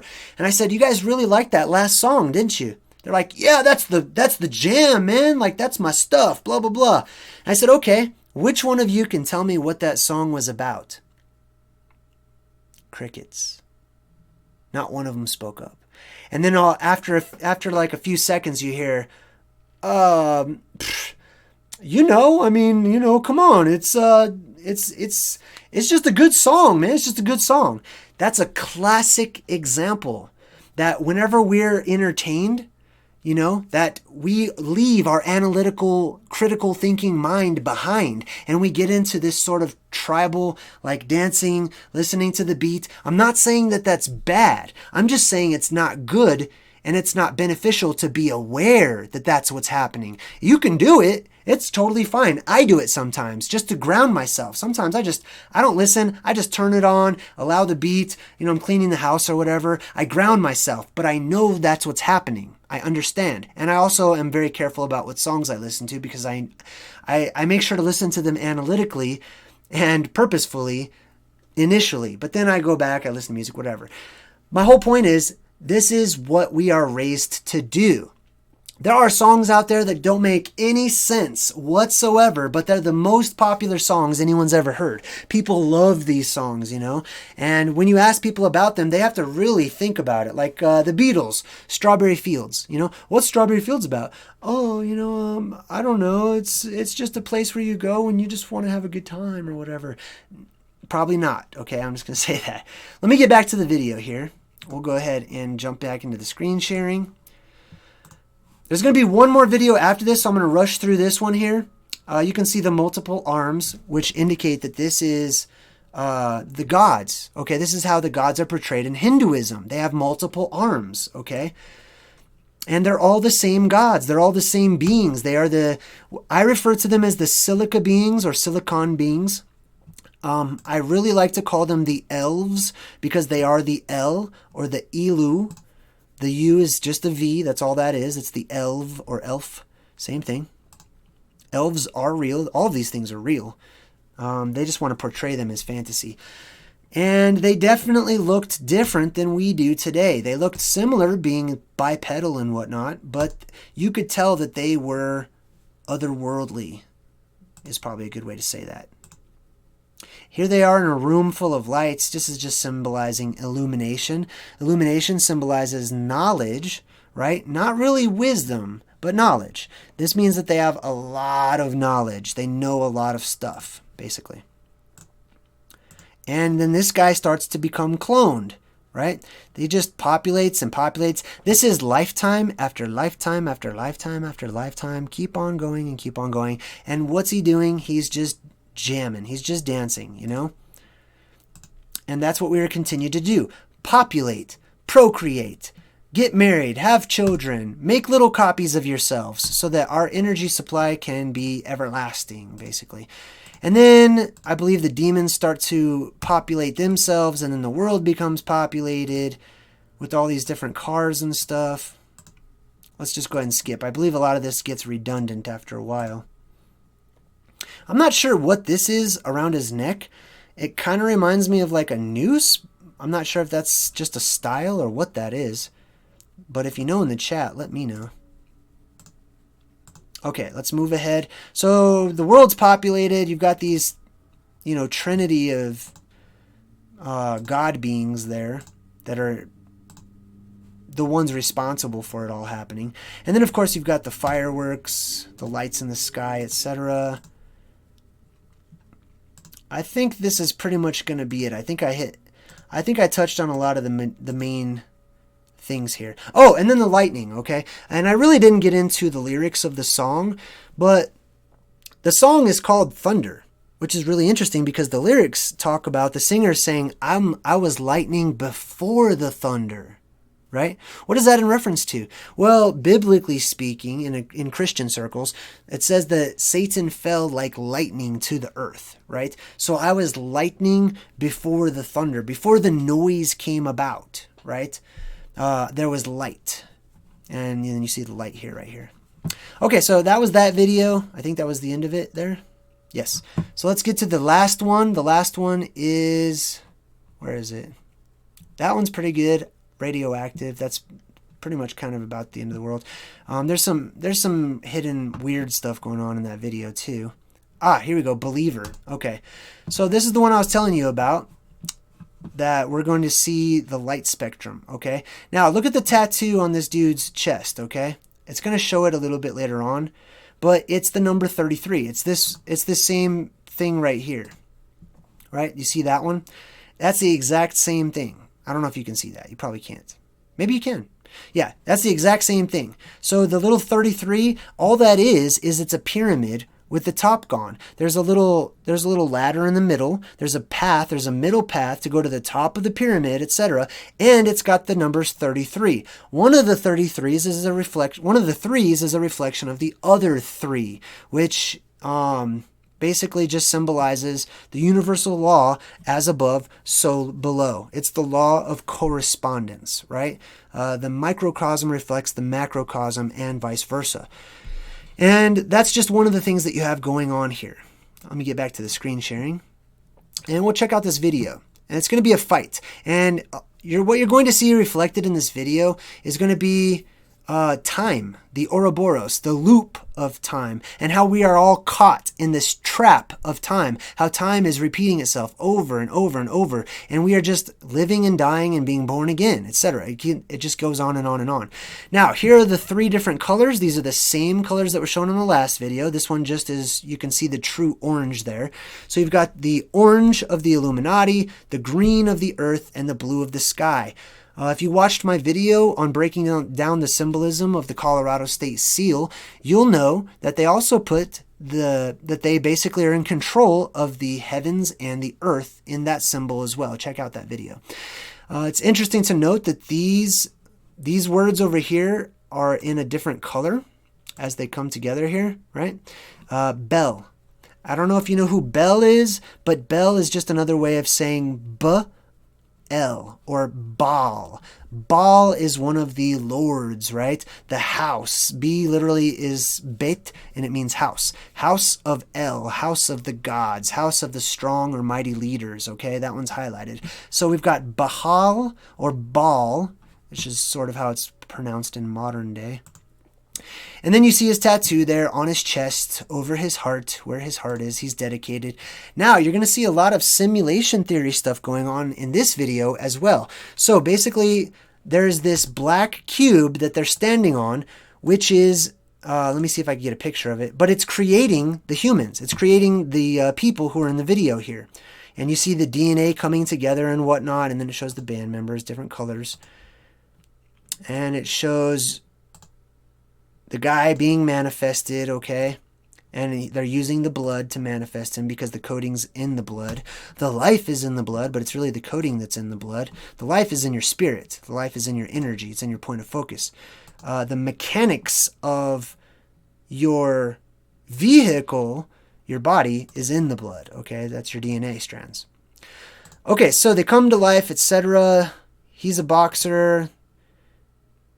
Okay, so There you go. There's the black cube. So this dude is on top of the black cube, which you just saw was some sort of an advanced machine that's like a 3D printer, and it basically printed this dude out, okay? Now, who is this guy? This is Ivan Drago from Rocky IV, okay? And they selected him for a purpose. The purpose is because of who he was in Rocky IV, okay? He was Drago. He was Drago, or Drago is Latin, and it means basically like giant reptile, giant serpent, more specifically. That's what Drago means. It's where we get our word dragon, or drakon in Greek. Drakon means giant fish. Either way, we've got giant and some sort of scaly creature or being, right? That's what he represents. They also picked these people because of the blonde hair and blue eyes, etc. So let's get into it a little bit more. Drago is looking a little old, in my opinion, which is crazy.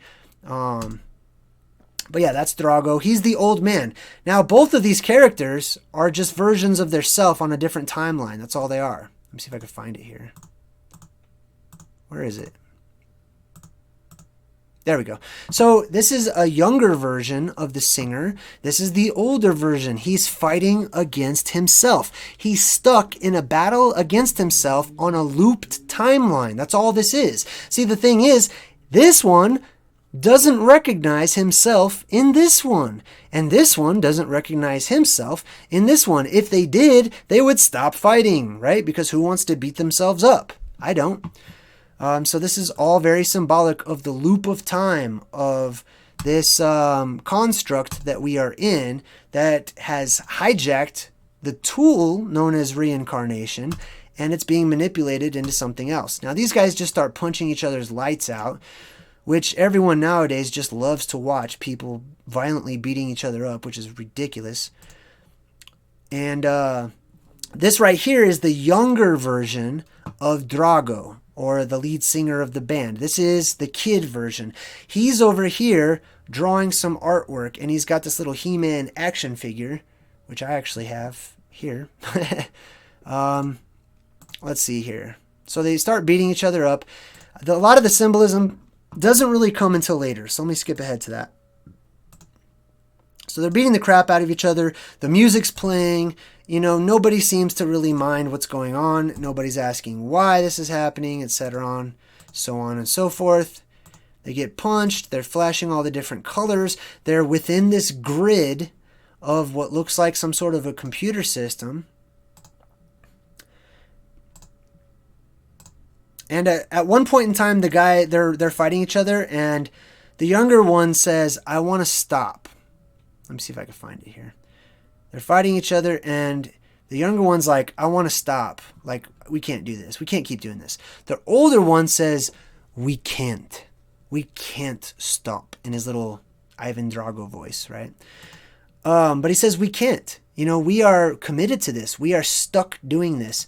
And this position that you see the guy in midair right now, you'll actually see this in a lot of their videos where they have a person levitating. They're sort of just laying there in the air. It's just a part of a sort of magic trick as well. There's probably some other stuff that could represent, but I'm not sure. This kid is sort of in his cosmic egg. Let's see, where's all the good stuff? At some point in time, it's so fast, it's very hard to catch, but they zoom in on this guy's eyes. And in his eyes, you can actually see the map of the flat earth model, the plane model of the map. Let's see if I can find it here. I mean, a lot of this stuff, it flashes by so very quickly that it is subliminal. Like, you would never have known it. But like I said, I stayed up until 4:30 in the morning watching this particular video and some of the other ones that I've shared with you in 1/4 of their speed. So I caught a lot of the stuff that they were hiding in here. Even a lot of the stuff I didn't share with you, half an hour ago, because it would take me too long to find it live, but you can clearly find it. Like on that little television that says Monolith, they flash some, they flash the word red rum, which is murder backwards. So they're just flashing murder or whatever. Let me see if I can find this here. So let's see. Okay, so we've got Drago. Now he all of a sudden has like this younger body, and he's got the tattoo, which says this is the exact same person. They have the same tattoo. The kid is drawing the same tattoo, which is the 33, which are the Jacob's ladder going upwards, which is the pyramid, which has the middle path, which is the as above, so below law of correspondence, etc. I kind of wanted to show you guys the part where it shows his eyeballs. I'm trying to remember where. Oh, maybe it's right about here. That shows his eye. Oh man. Well, I'm gonna have to screenshot it and share it on Instagram or something. Maybe somebody else can do it too. But it's in the form of fire, right in the pupil, and it's such an interesting picture. I wish I could find it, man. I bet you it's on Google. Let's Google it, shall we? Yeah, let's Google this. Believer, and then we'll type in map in eye. Imagine dragons. There we go. Let's see. Oh, here we go. Looks like somebody else already found it. So I'll just go ahead and piggyback off of them here. So this is the picture. Oh, I don't know what just happened. Let's not do that. Man, I wish I could make that bigger. Google changed all the way that you can see their pictures now. It kind of sucks. But this is it right here. Let me see if you guys can see this. Yeah, you can. Okay, cool. So this is the picture in the eye. You can see Africa here, South America here, Australia, which does exist. Last time I checked, okay? So gosh, that's a whole video. I talked about that last time. But if you hear some garbage about how flat earthers don't think that Australia exists, please pay that no attention. That comes from some random Facebook post by some random person. Okay, I don't know what that is. All right, so let me go ahead and stop screen sharing here. Boom. Hold on. Where is it? There we are. Okay, cool.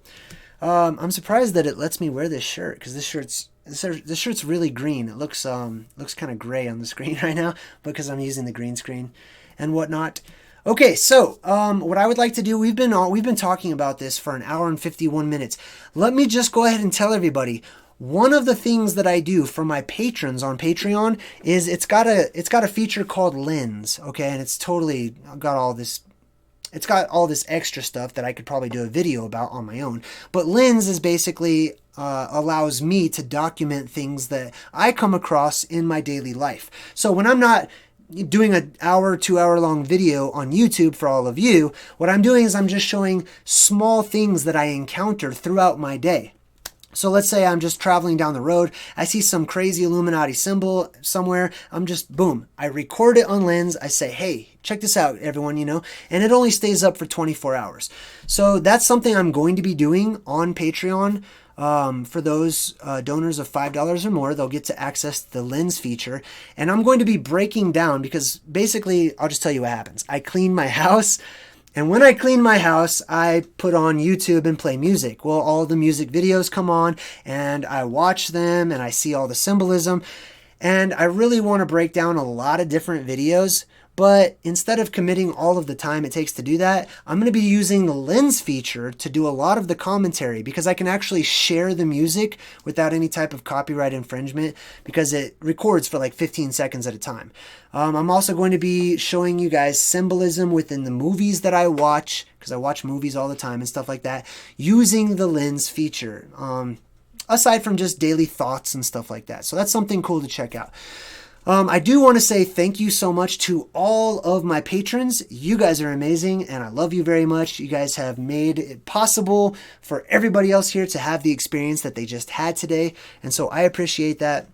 I was able to have a wonderful time with my son the other day because of you. I love you all. You're amazing. What I would like to do with this particular live stream is I would like to go ahead and open it up to questioning for about 5 minutes, and then we'll wrap things up. If you have a question, type in at JayDreamerZ, make sure it's spelled correctly, and it will highlight my name, and that way I can differentiate it from everything else in the chat, and we'll go ahead and answer some questions. Harriet says, JayDreamerZ, do you think Freemasons do rituals in abandoned churches?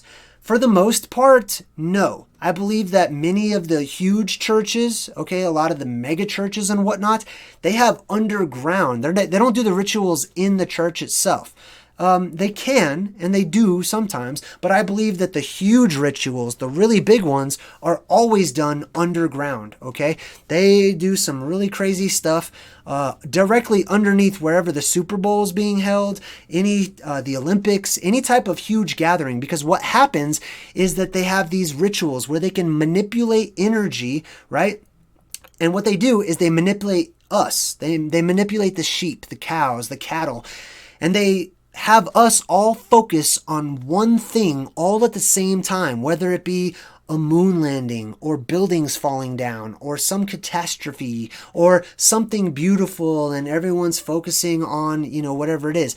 The energy is being directed to that place, wherever it is, and that's where they are, okay? And they're siphoning the energy. I hope that made sense. Pardon me.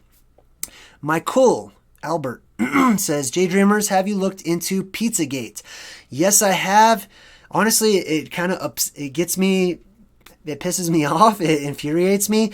I know those things are happening. They have been happening. This is not located to some new conspiracy, okay? Pizzagate is just a fancy word for something that has been ongoing for thousands of years, okay? These human sacrifices, these child rituals, when they talk about sacrificing the virgins to their gods, they're not talking about 16-year-old girls or 20-year-old. You know what I mean? They're talking about children, because children contain that pure innocence, So when you see children in these music videos, that's what they are symbolizing, is our innocence.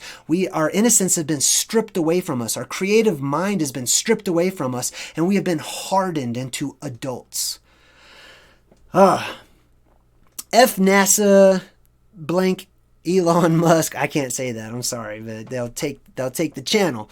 What do you think about the cults and transgenderism? Not a fan of the cults and the transgenderism. I talk about that a lot, but basically transgenderism harkens and plays upon the Titans of old. I don't think that the Titans had gender. I believe that the Titans themselves, which were the fathers of the gods, that they were androgynous, okay? And I believe it had a lot less to do with the physical, sexual body parts, and had a lot more to do with the unification of the energies, okay? But obviously that's been contorted and twisted into different things. Like I said, our energy is being manipulated. We are creative, and a lot of times we think we're coming up with these ideas on our own. A lot of times we think, that's what I want. But it's not really what you want, Jessica says, why wouldn't it fry someone's brain if they wear foil hats on a hot day or turn their brain into popcorn? I'm just wondering because my mom said foil attracts the sun. No, absolutely not. That doesn't mean that you're going to fry your brain. I can line this hat, which one of these days I probably will do it just to try it out for 30 days and see what happens. But you can line a regular hat with tinfoil. I mean, you could walk around with just tinfoil on your head if you want to. But yeah, don't worry about it burning your, cooking your head or anything. Obviously, you want to be smart about, you don't want to just stand outside with a tinfoil hat in the hot 115 degree weather. That wouldn't be wise to do. But that's the reason why Magneto in the X-Men, why he wears his tinfoil hat, to keep Professor X out of his head. There's a lot of truth to the whole tinfoil hat thing. Okay, let me see if I missed anything.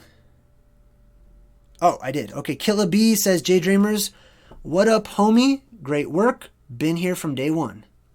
Thank you. Nice to meet you, Killa B. I'm glad to have you here. Tom A says, will giant trees ever grow on Earth again?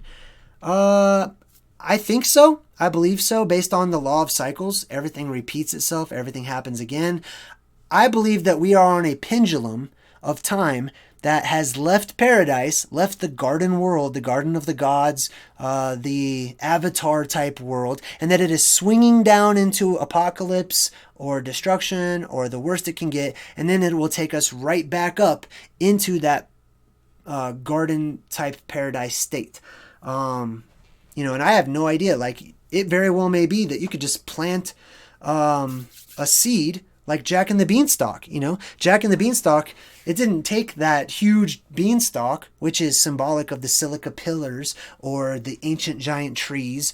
That thing grew overnight, okay? So I don't put it past anything that we would not see those trees again. I believe that we can and will see those trees again. And thank you so much for your donation, F. Elon Musk. You guys are killing me. Oh man, sometimes I wish like I could actually say some of the things that are on my mind, but I got to be careful because I would like to continue speaking with all of you wonderful people. All right, anything else? Any last final questions? Oh, and also for all of the patrons and everyone, what I do at the end of my videos, typically, unless I'm in a hurry, is I put the credits on the screen to just pay homage and show my respect and appreciation for the people who help make my life so much easier and make my work so much easier. You take such a burden and you take the burden away from me, basically, and you make me happy and excited to do what I do. You guys make it so much easier. But I put the credits up for many of those patrons, and that's going to go into effect on Thursday's video. So if you just joined my Patreon account and you just joined the team and you're just showing your support, then you will see your name in the credits on Thursday's video as well, on top of a lot of other stuff that you guys are privy to as well. Let me see if I have any other questions. Harriet says, there's a giant tree in my country. Google Aburi Gardens, Ghana. Oh, that's awesome. You know what? Shoot me an email about that. I'd love to see that. R. Jones says, what is at the bottom of the ocean? Titan bodies? I think you're onto something, honestly. Yeah, I would for sure say that the Titan's petrified, turned into rock, and I'm sure we could find a whole bunch of really interesting stuff at the bottom of our oceans. But are they going to let us? No, probably not. They're not going to research the bottom of the ocean because there's too much stuff down there that they can't cover up. And it's already covered up. It's literally covered up. It's actually covered up by water, and we can't see it. So, I mean, why should they even look in that direction, But yeah, I think you're definitely onto something there. And I believe that all of that will be revealed because a part of these end time prophecies, you saw in the Imagine Dragons video that there was this huge fire that destroyed everything. That's one of the secondary prophecies about cataclysm, which is a natural part of everything. If you want to know more about that, just check out my video called The Revelation Sun.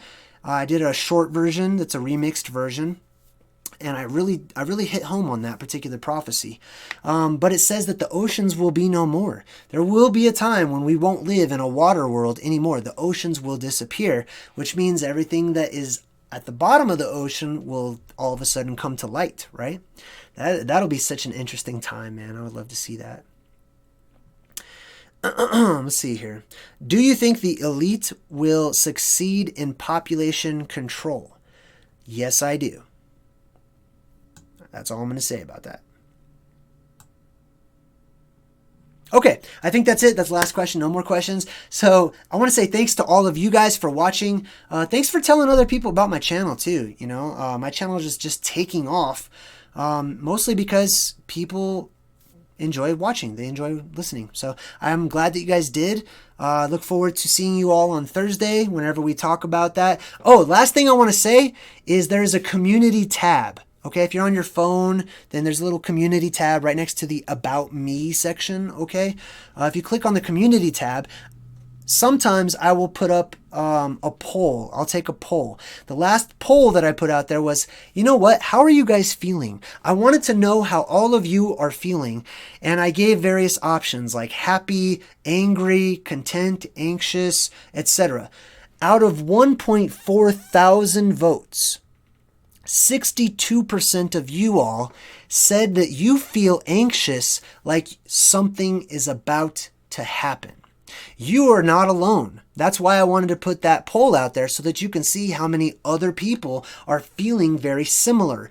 When these types of things get close to like the precipice, like close to their maximum, or like, basically before some stuff happens, it tends to be that a lot of people start feeling really weird and they don't know why. They don't understand. The reason is because of our manipulation, our control, that, our thoughts are being read, our energies are being manipulated, and they want to keep us from listening to our inner voice, which is screaming out and telling us, hey, wake up, I'm trying to show you something important is happening or is going to happen. I also have felt like that. But, one thing I forgot to include as far as the options go is, are you feeling sluggish? Are there times, because I honestly, I have times when I will feel sluggish, and when I say sluggish, I feel like a zombie probably would feel. I have times, you ever have a time when you're just stare off into space or something, and all of a sudden you realize it and you're like, oh crap, I'm staring off into space. What's going on? And you find it really difficult to focus on things. You find it really difficult to really plan things out, or realize, maybe you walk into a room and you're like, I don't remember, why am I in this room? I don't know, maybe it'll come to me later on or whatever. I believe that along with the feeling of anxiousness, wow, something's going to happen. That's your intuition. That's your sixth sense telling you, that's yourself, your higher self, telling you, hey, pay attention. This is important. So the powers that be, the dark wizards, like we were talking about at the beginning of our broadcast, the dark wizards, the evil wizards, the world powers, they turn up the volume on their music. They they amplify their vibrations that are designed to throw you off. And when they turn it up like that, and usually it's amplified even more on a full moon, because I believe that the moon is a huge part of all of this, as is the sun, that all of a sudden people, they just kind of feel out of it, they feel sluggish. They feel like they're not thinking at all. Or when it goes away, then all of a sudden, they're very aware. They're almost jittery, almost scared. Almost like how you feel when you're scared. Your heart kind of beats a little bit, and you're like, wow, why am I feeling like some crazy stuff's about to go down? Why am I feeling excited out of nowhere? Because that's your higher self. That is your true self. That's you on the inside, that's not being affected by all of the crap that's in the air around us. And it's you saying, I recognize the truth in something. I recognize that something is evident. Something's going on, And it's kind of like Morpheus says in the movie The Matrix, it's a splinter in the back of your mind. Focus on it. If you're feeling that way, I encourage you, if you ever have deja vu, try your hardest to stay in deja vu. Try your hardest to really be aware and allow it to play out, and tell yourself, this is happening. This is something I have experienced. Something important is going on right now. Let me dwell on it. Let me think about it. Let me break it down and analyze it. Let me really acknowledge this as being real, as opposed to just dismissing it as, whoa, that was weird. Oh, I had a weird feeling. Oh, I don't know. That was weird. No, it's real. It's not weird. It's natural. It's more natural than any other thing in this crazy mixed up world. Pay attention to how you feel. Realize how often you feel this way and what type of circumstances are happening around you when you have these feelings. Then you can start to play with those scenarios. Then you can start to manipulate your own world so that you can call upon those particular feelings at will, so that you can focus at will, so that you can learn to break free from all of a sudden feeling like you're just some zombie that can't think because your brain is mush. Okay? Go splash some water on your face if you need to. But recognition is one step towards cognition. Okay? You recognize it, then you become aware of it, then you practice looking for it so that when it happens, you go, oh, I know what's happening. I know what's going on right now.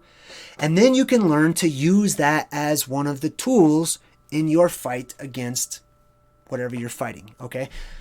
So with that being said, I'm going to get out of here. I love you all. I think you're amazing. And I appreciate all of your views and subscriptions. I really appreciate that so many people are just sharing word of mouth about my channel. I think that humbles me, and I'm going to continue doing what I do because of that. So thank you, honestly and sincerely. I'm going to go ahead and roll the credits. You guys have a great rest of your day, and I will talk to you later. Bye-bye.